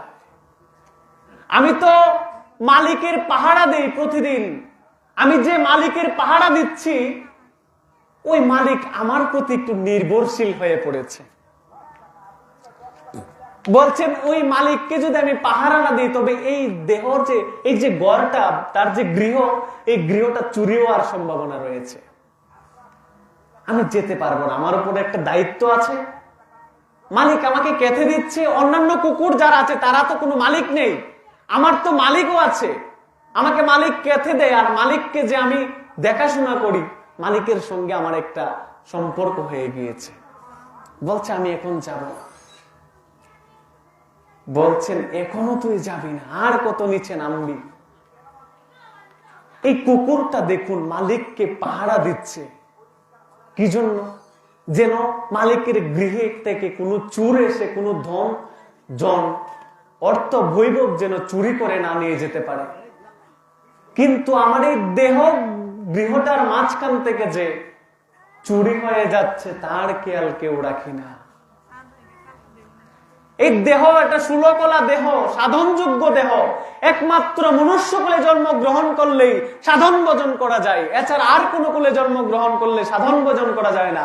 একমাত্র সাধন ভজন করা যোগ্যতম দেহই হচ্ছে মনুষ্য দেহ। সেই দেহটা পেয়েও আমরা সাধন ভজন করছি না। এই দেহটাকে কে পাহারা দিচ্ছেন? আমার দেহটা চুরি হয়ে যাচ্ছে। এই দেহটা পূর্ণতা নিয়ে এসেছিলাম আমরা, আমার যুগের সময় বিয়োগ হয়ে গেল গো। বিয়োগ হয়ে গেলে তো আর যুগ হলো না। হিসাব যখন মিলেতে গেলাম দিন শেষে আমার হিসাব তো আর মিলল না। আমরা যখন জগতে জন্মগ্রহণ করি আমাদের তখন পূর্ণ ব্রহ্মের অংশ পূর্ণ হয়ে আমরা আবির্ভূত হই, জন্মগ্রহণ করি। তখন আমাদের কিচ্ছু বিয়োগ থাকে না, অপূর্ণ থাকে না। তখন একবার কৃষ্ণ বললেই আমাদের সিদ্ধি লাভ হয়। আর এখন যদি 1000 বলি সিদ্ধি আর লাভ হবে না, কারণ আমার যুগের সময় বিয়োগ হয়ে গেল। আর একবার যদি জন্মগ্রহণ করার পর সাধন ভজন যদি বিয়োগ হয়ে যায় আর যুগ করা যায় না। আমার যুগের সময় বিয়োগ হয়ে গেল গো।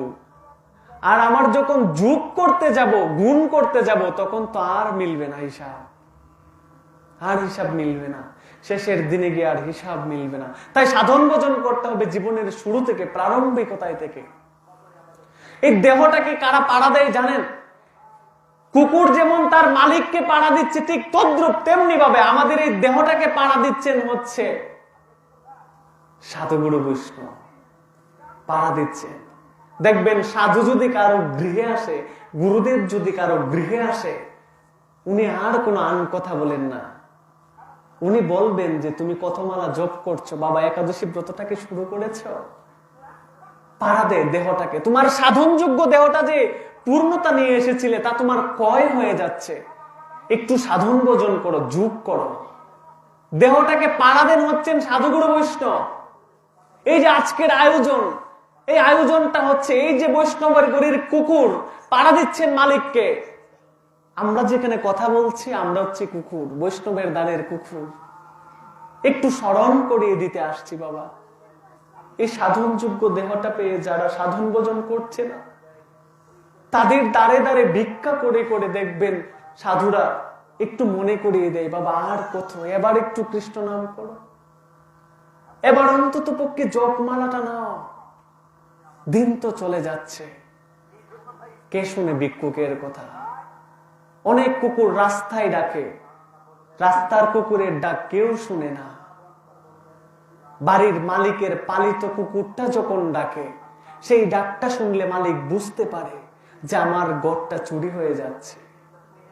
কিন্তু এই দেহগড়টা যে চুরি হয়ে যাচ্ছে, আমরা হচ্ছি বাবা রাস্তার কুকুর, আমাদের ঘুম ভাঙলো না।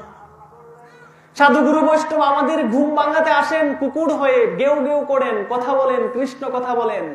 আমরা মনে করি রাস্তার কুকুর ডাকছে, ডাকুক, ওর কথা বলা ও কথা বলে যাক, আমরা কান দিয়ে শ্রবণ করবো, আমাদের আচরণ পরিবর্তন করব না। তাদেরকে রাস্তার কুকুর মনে করছি, তার জন্য আমাদের কোনো পরিবর্তন নেই, দেহগড়টা চুরি হয়ে যাচ্ছে। কিন্তু পালিত কুকুরটা গেউ গেউ করছে বলেই গড়টা চুরি হচ্ছে না। তাই কুকুর হয়ে জন্মগ্রহণ করলে উদ্ধার পাওয়া যায় যদি বৈষ্ণবের গৃহের কুকুর হওয়া যায়। মায়া শঙ্করকে বলছেন, এই যে তুমি কুকুর হয়েও যাচ্ছ না, তোমার তো আরো অধপতন হবে। বলছেন আমি যাব, আর কিছুটা দিন থাকি। এই যে মায়া, যে মায়াকে নিয়ে আজকের কথা, শাস্ত্র বিরুদ্ধ বিরোধিতা করলে যারা বিধি মানেন না, যাদের জীবনে নিয়ম শৃঙ্খলা নেই, শাস্ত্র বিরুদ্ধ বলেন যে আমি সর্বে সর্বা, তাদের জীবনটা কেমন হবে? মায়াগ্রস্ত মূলত তারা, তারা নিজেকেই সর্বেশ্বর মনে করছেন। তাদের জীবনটা আজকের মায়া শঙ্করের মতো। তারা মূলত কি করছেন? বলছেন যে আজকে না, আমি কালকে শুরু করব। এইভাবে কালকে করতে করতে কখন যে তার জীবন কাল এসে তার দাঁড়ে দাঁড়িয়ে গেল, সেই খেয়াল তো কেউ রাখলো না। তখন কিছুদিন পরে আবার নারদ মুনি আসলেন, এসে দেখলেন যে সেই কুকুরটাও মৃত্যুবরণ করেছে, সেই কুকুরটাও মৃত্যুবরণ করে নিয়েছে। ধ্যান করছেন নারদ মুনি, এবার তার কি লয় হলো? ধ্যান করে দেখলেন নর্দমার কীট হয়ে জন্মগ্রহণ করেছে। ছিল মনুষ্য কুলে, সর্বশ্রেষ্ঠ কুলে, অধপতন হতে হতে হতে হতে নর্দমার কীট হয়ে তার জন্ম হলো। নর্দমার কীটটাকে নারদ মুনি হস্তে নিয়ে তাকে সেই পূর্বের জ্ঞান দান করে বলছেন, মায়া শঙ্কর, আর কত নিচে নামলে তোর জ্ঞান জাগ্রত হবে? আর কত নিচে নামবি? ছিলি শ্রেষ্ঠ মনুষ্য কুলে, গেলি কুকুর কুলে, আবার আসলি নর্দমার কীট হয়ে। আর কত নিচে নামবি, তোর জ্ঞান জাগ্রত হবে? তখন বলছেন, এবার তো উদ্ধার হবি, এবার চল ব্রজধামে। আচ্ছা, কেমন কথা বাবা? নারদ মুনি একটা কীটকে বলছেন তুই এবার চল ব্রজধামে। একটা কীটের কি সামর্থ্য আছে ব্রজধামে যাওয়া? নর্দমার একটা কীট। তখন বলছেন যে একটা কীট কুলে জন্ম নিয়েও ব্রজধামে যাওয়া যায়? দেখবেন যারা বিমুখ, শাস্ত্র বিমুখ, তাদের প্রশ্ন এমন শুনবেন, তখন মনে হবে কি যে আমি যে শাস্ত্র মতো জীবনযাপন করছি, আমি ভুল পথে আছি। এই কীটে প্রশ্ন করছে নারদ মুনিকে যে আমি কীট কুলে জন্মগ্রহণ করছি, কীট হয়েও ব্রজধামে যাওয়া যায়? কি কঠিন প্রশ্ন! এই আমাদের জীবনেও যারা কৃষ্ণ চিন্তনের এই শাস্ত্র বিরুদ্ধ, তাদের প্রশ্নবিদ্ধ যখন আমরা হই, তখন কি বলে জানেন? মনে হয় যে আমার জীবনটা মনে হয় আমি ভুল পথে পরিচালনা করছি। এক জায়গায় পাঠ থেকে নামার পর কি বলছে জানেন?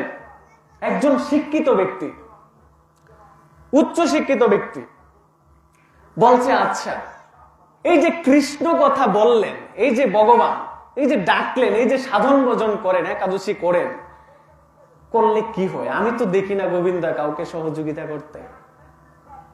শিক্ষিত ব্যক্তি বলছে, এই গোবিন্দকে ডাকলে কি হয়? আমি তো দেখি না ভগবান কাউকে সাহায্য করতে, দেখছি তো খালি দুঃখী। তাদের জীবনের দুঃখ তো দুর্দশা ঘটলো না, ঘুচলো না। এখন একজন শিক্ষিত ব্যক্তি হয়ে যদি এই প্রশ্ন করে, বলছে গোবিন্দকে ডেকে এই যে প্রবচন করেন, কি পেলেন আপনি? মানে আমি আপনার জীবনটা থেকে একটু অভিজ্ঞতা নিতে যাচ্ছি। এখন আমার কি উত্তর থাকবে বাবা? আমি কি কিচ্ছু পেয়েছি সরাসরি? ভগবানকে আমাকে সরাসরি কিচ্ছু দিয়েছে?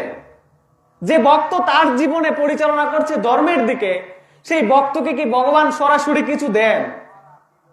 দেখার মতো কিছু দেন? কিছু তো দেন না, কিছু তো দেখা যায় না। এখন এই শিক্ষিত ব্যক্তির জবাবটা আমি কি দেব? দুঃখে বাবা এই সময় বুকটা ফেটে যায়। সমাজের তুমি একটা কর্ণধার, শিক্ষিত ব্যক্তি, তোমাকে অনুসরণ করে মানুষ। ভগবান বলছেন শ্রীমদ্ ভগবদ গীতায়, যজ্জত আচরতি শ্রেষ্ঠত তথ্যত এবং ইতরজন সযত প্রমাণম কুরুতে লুকতৎ অনুবর্ততে। বলছেন এই সমাজের মাঝে শ্রেষ্ঠ ব্যক্তিগণ যা করেন, সাধারণ ব্যক্তিগণ তাই অনুসরণ করেন। শ্রেষ্ঠ ব্যক্তিগণ যা প্রমাণ রূপে রেখে যান, তাই মূলত এই জগৎজীব প্রমাণ হিসেবে গ্রহণ করে তার জীবনটাকে পরিচালনা করেন। এখন শ্রেষ্ঠ ব্যক্তি কারা? শিক্ষিত সমাজ তারা শ্রেষ্ঠ না আমাদের জন্য? আমরা অনার্স মাস্টার্স করেছি, এখন যে ব্যক্তিটা প্রাইমারি স্কুলেও যায়নি, সে তো আমাকে একটু অনুসরণ করবে, আমার কাছ থেকে জানতে চাইবে না? ভগবান শ্রীকৃষ্ণ এই গীতাতে বলেছেন, দেখবেন একজন শিক্ষিত ব্যক্তি সমাজের, একজন রাজনীতিকবিদ যেটা করেন, সাধারণ মানুষ এটাকেই গ্রহণ করেন। একজন গোস্বামী যেটা করেন, এটাই গ্রহণ করেন। এখন শ্রেষ্ঠ ব্যক্তি হয়ে, সে শিক্ষিত ব্যক্তি হয়ে আমাকে বলছে যে ভগবানের নাম গুণ কীর্তন করে আপনি কি পেলেন? দুঃখে বুকটা তখন জর্জরিত হয়ে গিয়েছিল। কি বলবো, কি জবাব দেব? বলেছিলাম যে আমার যে বস্তুটা ভূমি থেকে উত্তোলন করার মতো ক্ষমতা আমার নিজের নেই, একটা অতীব ভারী বস্তু, একটা ভারী বস্তু যখন আমার মাথায় উত্তোলন করতে যাব, আমার কাঁধে চড়াতে যাব, সেই বস্তুটা আমার উপরে কাঁধে চড়ানোর মতো ক্ষমতা আমার এখান নেই। তখন আরেকজনের সহযোগিতা প্রয়োজন হয়। সেই সহযোগী ব্যক্তিকে যেন আমার বিপদের সময় পাশে পাই, তার জন্য মূলত আজকের এই গোবিন্দ কীর্তন করা, গুণ কীর্তন করা। এই যে জীবন পরিচালনা করছি, আমাকে এক সময় মৃত্যুবরণ করতে হবে, এটা তো সত্য, ধ্রুব সত্য। জাতস্যই ধ্রুব মৃত্যুর ধ্রুবম জন্ম মৃত্যুস্য চ তস্মাৎ পরিহার্যে। বলছেন যার জন্ম হয়েছে তার মৃত্যু হবে, এটা ধ্রুব সত্য। এখন এটাকে তো আর বাদ দিতে পারবেন না, মৃত্যুকে তো আর বাদ দিতে পারবেন না। এখন এই দেহটার তো সমস্ত কিছু রয়ে যায়। এখন মৃত্যু দেহ হচ্ছে, আমরা দেখছি কিছু কি গেছে প্রাণ থেকে, এই দেহটা থেকে যে কি চলে গেছে, কি আমরা কিছু দেখতে পাচ্ছি? কিছুই দেখতে পাচ্ছি না। কিন্তু দেহটা যেমন ছিল তেমনই পড়ে রয়েছে। কিছু একটা তো নাই হয়ে গেছে, যার কারণে দেহটা পড়ে আছে।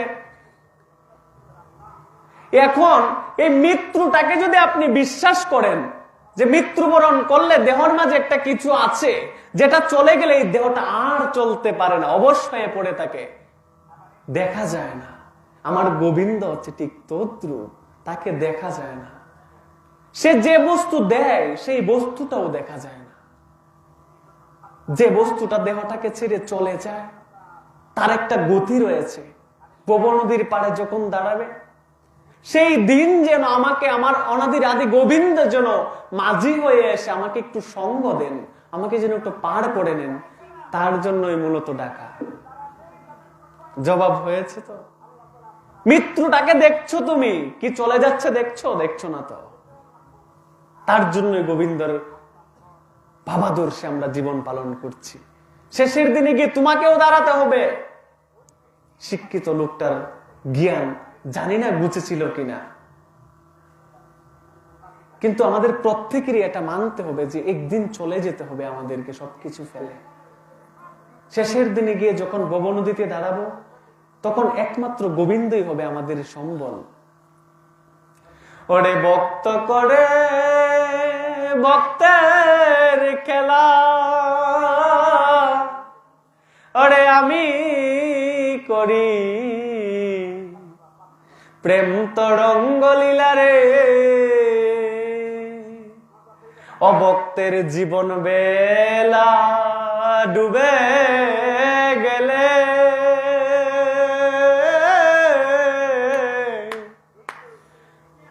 ওই আমি নিজের হাতে ও সেদিন বইটা বাই ওরে। এই বিধি মেনে যারা চলছে বাবা, তারাও খেলা করছে। গোবিন্দ যা করছেন তা লীলা করছেন, কিন্তু যাদের জীবনে কষ্ট দুরাক্রান্ত ভরা, গোবিন্দ তাদেরকে কি দিবেন? যারা এখানে বসে আছেন, কষ্ট করছেন এক টিপে বসে থেকে, তাদেরকেই বা গোবিন্দ কি দিবেন? গোবিন্দ বলছেন এই জগতের মাঝে ভক্ত ভক্তর খেলা করছে, কিন্তু যে ভক্ত আমাকে নিয়ে খেলা করছে, সংসারটাকে আমাকে কেন্দ্র করে পরিচালিত করছে, আমার নাম গুণ কীর্তন করছে, তাদের শেষের দিনে যখন ভব নদীতে এসে নৌকাটা ডুবে যাবে, ভব নদীর নৌকাটা যেদিন ডুবে যাবে নদীতে, সেদিন আমি অনাদির আদি গোবিন্দ স্বয়ং মাঝি হয়ে গিয়ে সেই নৌকাটাকে আমি পার করে থাকে নিয়ে আসব। জয় জয় শ্রী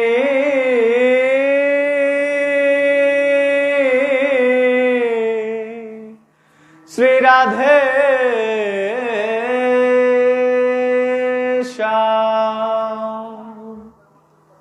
আমরা যারা বিধি মেনে চলছি, কষ্ট করছি, গোবিন্দ এটাই দিবেন আমাদেরকে শেষের দিনে, আর কিছু দিবেন না। এই জগতের মাঝে আমাদেরকে কষ্টই দিবেন, সুখ দিবেন না বাবা। তাই বলছিলাম যে সুখটা নিয়ে আলোচনা আজকের, যে সকল জীব জন্মগ্রহণ করে বিধিকে লঙ্ঘন করে আমাকে মানে না, নিজেই নিজের মতাদর্শে জীবন পরিচালনা করছে, সে কি পাবে? মায়া শঙ্করের মতো সে জন্ম জন্মান্তরের পর্যপর্ষিত হয়ে এই জন্ম মৃত্যুর চক্রা করে ঘূর্ণাবর্তনে পড়ে সে নিচু কুলে যেতে থাকবে। আর আমরা যারা বিধি মেনে চলছি, আমাদের জন্য শেষের দিনে গোবিন্দ অনাদির আদি গোবিন্দ স্বয়ং মাঝি হয়ে আমাদেরকে ভব নদী পার করতে আসবে। হরি দেখুন এই কীটটাকে হাতে নিয়ে যখন বলছে তুই এবার যাবি না ব্রজে, এবার অন্তত চল, আর কত? বলছেন আমি তোমার হাতের মাঝে শান্তি পাচ্ছি না। এই নর্দমার ময়লা থেকে তুমি যে আমাকে উঠিয়ে যে তোমার হস্তে ধারণ করলে, আমার খুব যন্ত্রণা হচ্ছে এখানে, আমি এখানে থাকতে পারছি না তোমার হাতের মাঝে। আমি যেখানে ছিলাম নর্দমার মাঝে পড়ে পচা জলের মাঝে, আমাকে তুমি সেখানেই রেখে দাও, আমি সেখানেই শান্তি পাচ্ছি। এই জগতের মাঝে আমরা যারা দেখবেন সংসারটাকে মায়ায় আসক্ত করে যাচ্ছে, কৃষ্ণ কথা বললে তাদের কানে যায় না, বলে তুমি আমার গৃহ থেকে দূরে গিয়ে করো ভাই, এখানে করতে হবে না। তোমার এই হরি কথা কৃষ্ণ কথা তুমি তোমার কাছে রাখো, আমার কাছে এসে বইল না, দূরে রাখো। তো এই কীটের মতোই তারা বলছেন আমি যেভাবে সেভাবেই সুখে আছি, তুমি তোমার জীবন পালন করো, আমি যেখানে আছি আমাকে এখানেই রেখে দাও। কীটটাও আজকে বলছেন মায়া শঙ্করকে, তখন মায়া শঙ্করকে, কীটটাকে বলছেন মায়া শঙ্করকে, নারদ মুনি বলছেন যে তোকে অনেকবার ছাড় দিয়েছে, আর দিব না, অনেকবার ছাড় দিয়েছি। বলছেন আমি কীট, আমার তো যাওয়ার সামর্থ্য নেই, মনুষ্য কুলে ছিলাম তখন যেতে পারেন, আমি এখন কিভাবে যাব? বলছেন ব্রজের মাঝে যে সবজি রয়েছে, সেই সবজির মাঝে তোকে আমি পোকা করে পাঠিয়ে দেব।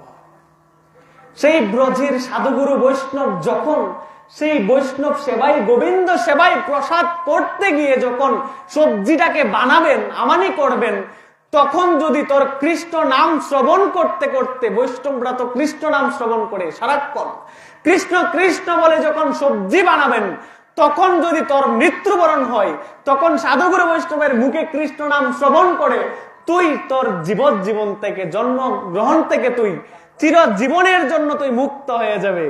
হরি বল।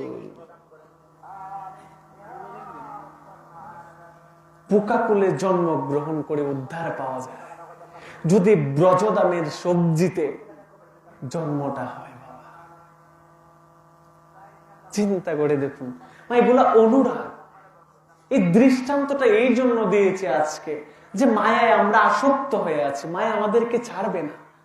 জন্ম জন্মান্তর বাদে পর্যপোষিত হয়ে আমরা ঘুরছি, কিন্তু আমাদের চিন্তা এটা আসছে না, আমাদের অনুরাগ এটা আসছে না যে জীবনটাকে সার্থক করতে হবে। আমরা মনুষ্য জন্ম, শ্রেষ্ঠ জন্ম লাভ করেছি, কিন্তু আমাদের কর্মটা শ্রেষ্ঠ হচ্ছে না, কর্মটা হচ্ছে নিকৃষ্ট জাতির মতো, পশু পাখির মতো আমাদের সংসারটা ধারণ করে রেখে দিয়েছি। একটা জীবের মাঝে একটা পশু পাখি 4টা কাজ করে, আমরাও 4টা কাজ করি। একটা পশু পাখি কি করে? বংশ বৃদ্ধি করে। একটা পশু পাখি আহার করে, আমরা আহার করছি, আমরা বংশ বৃদ্ধি করছি। একটা পশু পাখি মৃত্যুবরণ করে, আমরাও মৃত্যুবরণ করছি। ঠিক একটা পশু পাখি আবার দেখবেন তার দেহটা ক্ষয় হয়ে যায়, আমার দেহটাও ক্ষয় হয়ে যাচ্ছে। একটা জীব পশুকুলে জন্মগ্রহণ করে নিয়ে যা করছে আমরাও তাই করছি, তাহলে আমি শ্রেষ্ঠ কুলে জন্মগ্রহণ করার আমার কি ভাবার্থ? আমি যে মনুষ্য কুলে, আমি দাবি করি আমি শ্রেষ্ঠ, আমি মানুষ শ্রেষ্ঠ, কিন্তু আমি কাজ তো শ্রেষ্ঠ করছি না। আমি কি শ্রেষ্ঠ হতে পেরেছি? আমি তো একটা পশুর মতোই রয়ে গেলাম। তখনই শ্রেষ্ঠ হতে পারবো যখন শ্রেষ্ঠ কুলে জন্মগ্রহণ করে ভজনযোগ্য দেহটা পেয়ে যদি আমি গোবিন্দ চরণ ভজন করতে পারি, তবেই আমি শ্রেষ্ঠ দাবি করতে পারবো, তার আগে নয়। তার জন্য আমাদের সাধন ভজন করতে হবে। তাই আজকের আলোচনার দীর্ঘায়িত করছি না। দেখুন, যে সকল ভক্তবৃন্দ এখানে যুক্ত হয়েছেন, আসছেন, আমরা সবাই সংসার আমাদের রাখতে হবে, কিন্তু সেই সংসারটা যেন শাস্ত্র বিধি সম্মত হয়, যেন শাস্ত্রের বিধি বিরুদ্ধ না হয়। আলোচনাকে দীর্ঘায়িত করব আর? আচ্ছা, দেখুন, আমাদের সংসারটা হচ্ছে মায়ায় আসক্ত। আমরা ভুলে গিয়েছি যে গোবিন্দ চরণে রতিমতি নাই, আমাদের অনুরাগ নেই। কি জন্য ভুলে গিয়েছি? ভুলে যাওয়ার একটাই কারণ, আমাদের জন্মগ্রহণ হয় এই যে মায়া, যে বিধি লঙ্ঘন করছি আমরা। আমাদের বিধি লঙ্ঘনের প্রথম ধাপটাই হচ্ছে জন্মগ্রহণ করার পর আমাদের কৃষ্ণের সম্পর্কটা বিচ্ছিন্ন হয়ে যায়। আমাদের গোবিন্দের সঙ্গে সম্পর্কটা জন্মের সঙ্গে সঙ্গে বিচ্ছিন্ন হয়ে যায়। তার জন্যই মূলত আমরা মায়ায় আসক্ত হচ্ছি। আমরা যখন জন্মগ্রহণ করছি তখন কৃষ্ণ নামের ধ্বনি আমরা দেই না। এই বর্তমান সময়ে যে ভক্তবৃন্দের গড়েও যদি কৃষ্ণ ভক্ত জন্মগ্রহণ করবে, আমরা কখন তাকে কৃষ্ণ ভক্ত করতে পারবো? যখন জন্মগ্রহণ করার পরে সে যে দিব্যধাম থেকে যে আসলো, জন্মগ্রহণ করলো, তার কর্ণ গহ্বরে যদি তখন কৃষ্ণ কৃষ্ণ নামের ধ্বনি দেই, দেখবেন তার ক্রন্দন থেমে যাবে, সে আর কান্না করবে না। কিন্তু এখনের দিনে যে আমরা কৃষ্ণ নামের ধ্বনি দিব, জন্ম তো হয় বাবা 80% সন্তান জন্ম হয় হসপিটালে। এখন সেই হসপিটালের কেবিনে গিয়ে কৃষ্ণ নাম যে করব, এই কৃষ্ণ নাম তো আমার মনেই থাকে না। আর কৃষ্ণ বললে যদি আশেপাশের কেউ কিছু বলে, আজকাল তো ধর্মটা হয়ে গিয়েছে নৈমিত্তিক কর্ম। একটা হচ্ছে নিত্য কর্ম আর একটা হচ্ছে নৈমিত্তিক কর্ম। আমাদের ধর্মটা হয়ে গিয়েছে এখন নৈমিত্তিক কর্ম। তো যে সন্তানটা জন্মগ্রহণ করলো হসপিটালে, ওইখানে তো কৃষ্ণ নামের কোনো সম্বন্ধই নাই। আর যে সন্তানটা জন্মগ্রহণ করলো গৃহের মাঝে, তাকে কৃষ্ণ নাম দেওয়ার মতো পরিবেশ আছে, মানুষ আছে, কেউ কিছু বলবে না, তবু আমরা কৃষ্ণ নাম দিচ্ছি না, কারণ আমরা নিজেরাই পরিবর্তন হচ্ছি না। দোষ তো আমাদের গুড়ায় দোষ। তার জন্য মূলত আমাদের সংসারটা দিন দিন মায়া সংকটের মাঝে পতিত হয়ে আমরা মায়ায় আসক্ত হচ্ছি। সন্তান জন্মগ্রহণ করার সঙ্গে সঙ্গে মুখের মাঝে মধু না দিয়ে, এটা মধু, এটা হচ্ছে মায়ার মধু, এই মধু দেওয়া দেখবেন তখনই ভগবানের সঙ্গে সম্পর্কটা বিচ্ছিন্ন হয়ে যায়। এই মধু দেওয়া থেকে বিরত থেকে যদি কৃষ্ণ নামের ধ্বনি দেওয়া হয়, দেখবেন সেই সন্তানটাই তখন কৃষ্ণ ভক্ত হয়ে জন্মগ্রহণ করবে। একজন কৃষ্ণ ভক্ত যদি জন্মগ্রহণ করেন, তবে সেই কৃষ্ণ ভক্তে যদি বৈষ্ণব হন, তবে তার 21 কুলকে উদ্ধার করার সাধ্য রয়েছে। তার 21 কুল উদ্ধার করবে সে, শাস্ত্র বলছেন একথা। কিন্তু আমরা আজকাল যা করছি, দেখবেন সন্তানকে ধর্মের দিকে কিভাবে ধাবিত করব, সন্তানকে আরো ধর্ম থেকে গুটিয়ে নিয়ে আসছি। আজকে একটা খবর শুনলাম, সেটা হচ্ছে আমরা দেখবেন ধর্মান্তরিত হচ্ছে। কি জন্য? তার জন্য দায়ী বাবা আমরা গার্ডিয়ানরা তার জন্য দায়ী। আজকে আসার সময় এই একটা খবর শুনলাম, হৃদয়টা তখন গুমরে গুমরে ক্রন্দন করছিল। আমরা সনাতনীরা জাগার অভাব, আমরা সনাতনীরা নিজেদের মাঝে দলাদলি ঠেলাঠেলি নিয়ে আমরা ব্যস্ত হয়ে আছি। এই যে সনাতনী ঐক্য সংগঠন, দেখুন এই যে মনটা আমি যে স্থাপন করব, একটা ঐক্য, একাগ্রতা, এই একাগ্রতা মনটা আমাদের নেই। আজকের সমাজ, আমাদের সনাতন ধর্ম অধপতন হচ্ছে, তার একমাত্র কারণ হচ্ছে আমরা ঘরের মাঝে নিজেরা শত্রু। আর সেই সুযোগটাকে মানুষ গ্রহণ করে আমাদেরকে পাপাচ্ছন্ন করে দিচ্ছে, আমাদের সনাতন ধর্মটাকে কলঙ্কিত করে দিচ্ছে। এই যে সনাতন ঐক্য ফাউন্ডেশন, এই যে আপনারা করলেন, এইরকম চিন্তা চেতনা তো নেই, আমাদের মাঝে নেই, খুব কম। যে সকল সনাতনী আমরা দিন শেষে আমরা এক হব, এই চিন্তাটা আমাদের মাঝে নেই। আর এই চিন্তাটা যেদিন পর্যন্ত আমাদের মস্তিষ্কে না আসবে, ততদিন পর্যন্ত আমাদের সনাতন দিন দুঃখ দুর্দশা ঘটবে না। চৈতন্য মহাপ্রভু এই জগতের মাঝে আবির্ভূত হওয়ার পূর্বে ঠিক তদ্রূপ এমনই হয়েছিল পরিস্থিতি। তখন বিভিন্ন মতাদর্শ, বিভিন্ন ভগবানের সৃষ্টি হয়ে গিয়েছিল। তখন একটি ছত্র ছায়ায়, এই যে আপনারা হরিনাম সংকীর্তনের আয়োজন করেন, এই হরিনাম সংকীর্তন চৈতন্য মহাপ্রভু আবির্ভাবের পূর্বে ছিল না। এটা চৈতন্য মহাপ্রভু আবির্ভাব করার পরে এটা হয়েছে, তার পূর্বে ছিল না। কি জন্য হয়েছে? আমরা যে মতে চলি না কেন, দিন শেষে আমরা আমরা সনাতনী, এই চিন্তাটা আমাদের রাখতে হবে সবার আগে। তারপরে আমি আমার পথে হাঁটবো, আপনি হাঁটুন আপনার পথে, কেউ বাধা দিবে না। কিন্তু আপনার ঘরের বাইকে নিয়ে আপনার দ্বন্দ্ব, এই দ্বন্দ্ব কেউ দূর করতে পারবে না, ধর্মান্তরিত হবেই। আজকের যে কবরটা পেলাম, দেখুন এইসব কবর যখন পাই তখন হৃদয়টা রক্তকরণ হয়, আমাদের জাগার অভাব। ভাগবত বলেছেন উঠো জাগো, কিন্তু আমাদের তো ওটা হলো না, আমরা তো জেগে আছি। ভাগবতে বলছেন স্পষ্টভাবে তুমি উঠো জাগো, আমি তো উঠতে পারছি কিন্তু না, এই উঠার কথা বলেনি। বলছেন তুমি জাগো, আমার তো জেগে আছে, আমি তো ঘুমাচ্ছি না। কিন্তু হে জীব, তুমি জেগে থেকেও তুমি নিদ্রার মাঝে আছো, তোমার ধর্ম তোমার আর নেই। তুমি জাগো, জাগার সময় এসেছে। যে পর্যন্ত আমাদের জাগা হবে না ততদিন পর্যন্ত আমাদের অস্তিত্ব থাকবে না। দিন শেষে আমাদের অস্তিত্ব বলতে কিছুই থাকবে না।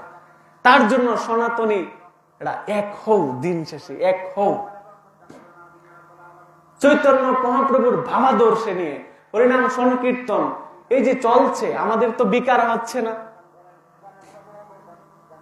64 বছর 65 বছর কেন 70 বছর 90 বছর পর্যন্ত চলছে, বছরের পর বছর হরিনাম সংকীর্তন, কিন্তু সেই গ্রামের কোনো পরিবর্তন নেই। কি জন্য? অনুরাগ নেই নামের মাঝে। ভগবান বলছেন দিন আনতে যে বা লয় কৃষ্ণ নাম, সে হয় আমার, আমি হই তার। আবার চৈতন্য মহাপ্রভুই বলছেন এক কৃষ্ণ নামে হয় সর্ব পাপক হয়, আর কৃষ্ণ নাম হয় প্রেম উপচয়। চৈতন্য চরিতামৃত গ্রন্থটা একটু পড়বেন। বলছেন একবার যদি কোনো জীব কৃষ্ণ নাম নেয়, নেওয়ার মতো যদি নিতে পারে, তবে এই একবার কৃষ্ণ নামে তার যে বহু জন্মে জন্মে সে যে পাপ জমাকৃত করে রেখেছিল, তার সমস্ত পাপ ক্ষয় হয়ে যাবে মাত্র একবার কৃষ্ণ নাম নিলে। 16 প্রহর ব্যাপী কৃষ্ণ নাম হচ্ছে, পরিবর্তন তো হচ্ছে না। আর দ্বিতীয়বার কৃষ্ণ নাম নিলে তার মুখ্য লাভ হয়ে যাবে। বিষ্ণু ধাম থেকে তখন বিষ্ণুদূত রথ নিয়ে আসবেন, মাত্র 2 বার নাম নিলে, 2 বার কৃষ্ণ নাম। কিন্তু আমরা তো 16 নাম 32 অক্ষরে 16 মালা 32 মালা লক্ষ মালা জপ করছি, আমাদের তো কোনো পরিবর্তন নাই। আমাদের অনুরাগে জপি না, অনুরাগ নেই। তবে যদি লক্ষ জন্ম সেই কৃষ্ণ নাম, তবু উদ্ধার না হইবে তোমার। লক্ষ ভার যদি আমি কৃষ্ণ কৃষ্ণ নাম জপি, তবু আমার বিকার ঘটবে না।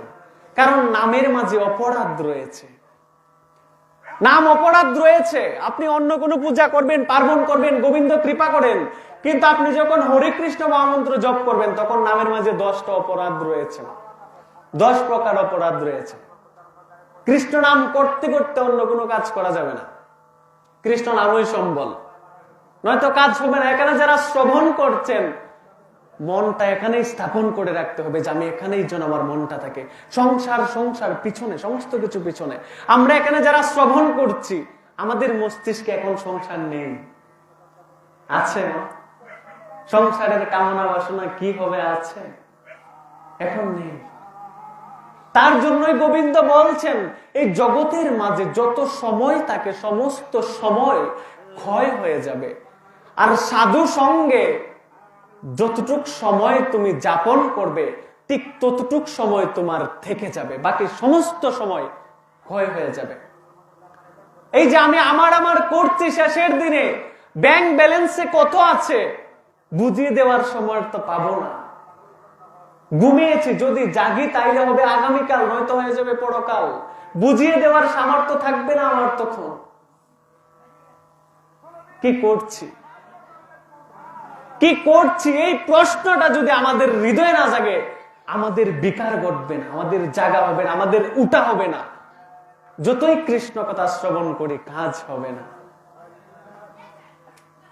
আমি শুদ্ধ মুক্ত বিশুদ্ধ চিত্তের অধিকারী নই বাবা, যে আমি কৃষ্ণ কথা শ্রবণ করাবো। আমি অধম, অজ্ঞ। আমি 2 ঘন্টা কৃষ্ণ কথা শ্রবণ করে একজন ভক্তের হৃদয়ে যে কৃষ্ণ কথার বীজ যে আমি রোপণ করে দিব, সেই সাধ্য আমার নেই, সেই সামর্থ্য আমার নেই। কিন্তু আপনাদের চরণে আমি একটা মিনতি করতে পারি যে বাবা, প্রতিদিন সূর্য পূর্ব গগনে উদিত হচ্ছে, ঠিক তদ্রূপ পশ্চিম গগনে হস্তে যাচ্ছে। এইভাবে সূর্য উদিত আর হস্ত হতে হতে যে আমাদের জীবন বেলা কখন চলে যাচ্ছে তার খেয়াল কেউ কখনো রাখছে না।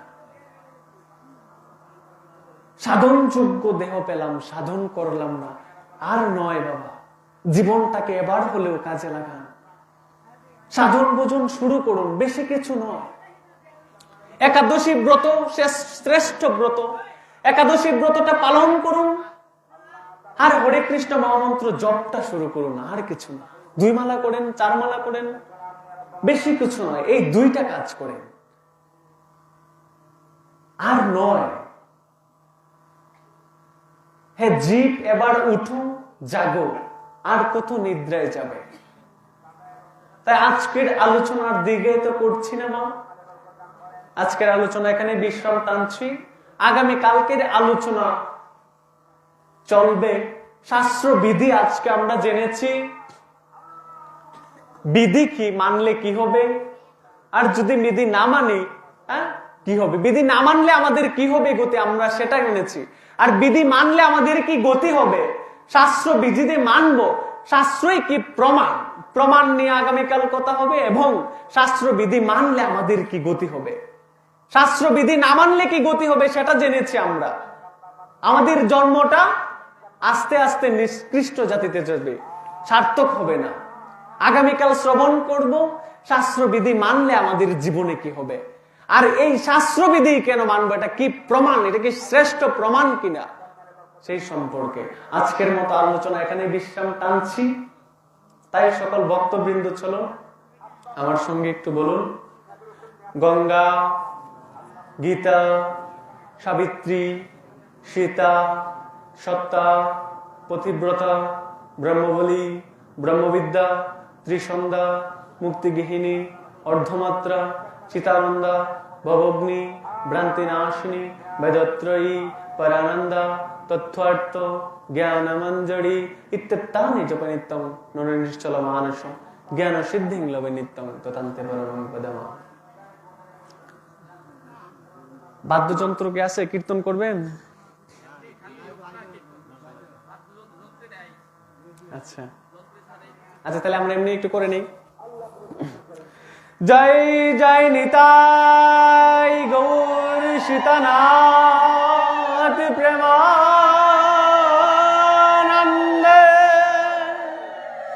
হরি হরি বলবান, জয় জয় শ্রী শ্রী রাধে শ্যাম। হরে কৃষ্ণ কৃষ্ণ কৃষ্ণ হরে হরে, হরে রাম রাম রাম হরে হরে, হরে কৃষ্ণ কৃষ্ণ কৃষ্ণ হরে হরে, হরে রাম রাম রাম হরে হরে, হরে কৃষ্ণ কৃষ্ণ কৃষ্ণ হরে হরে, হরে রাম রাম রাম হরে হরে।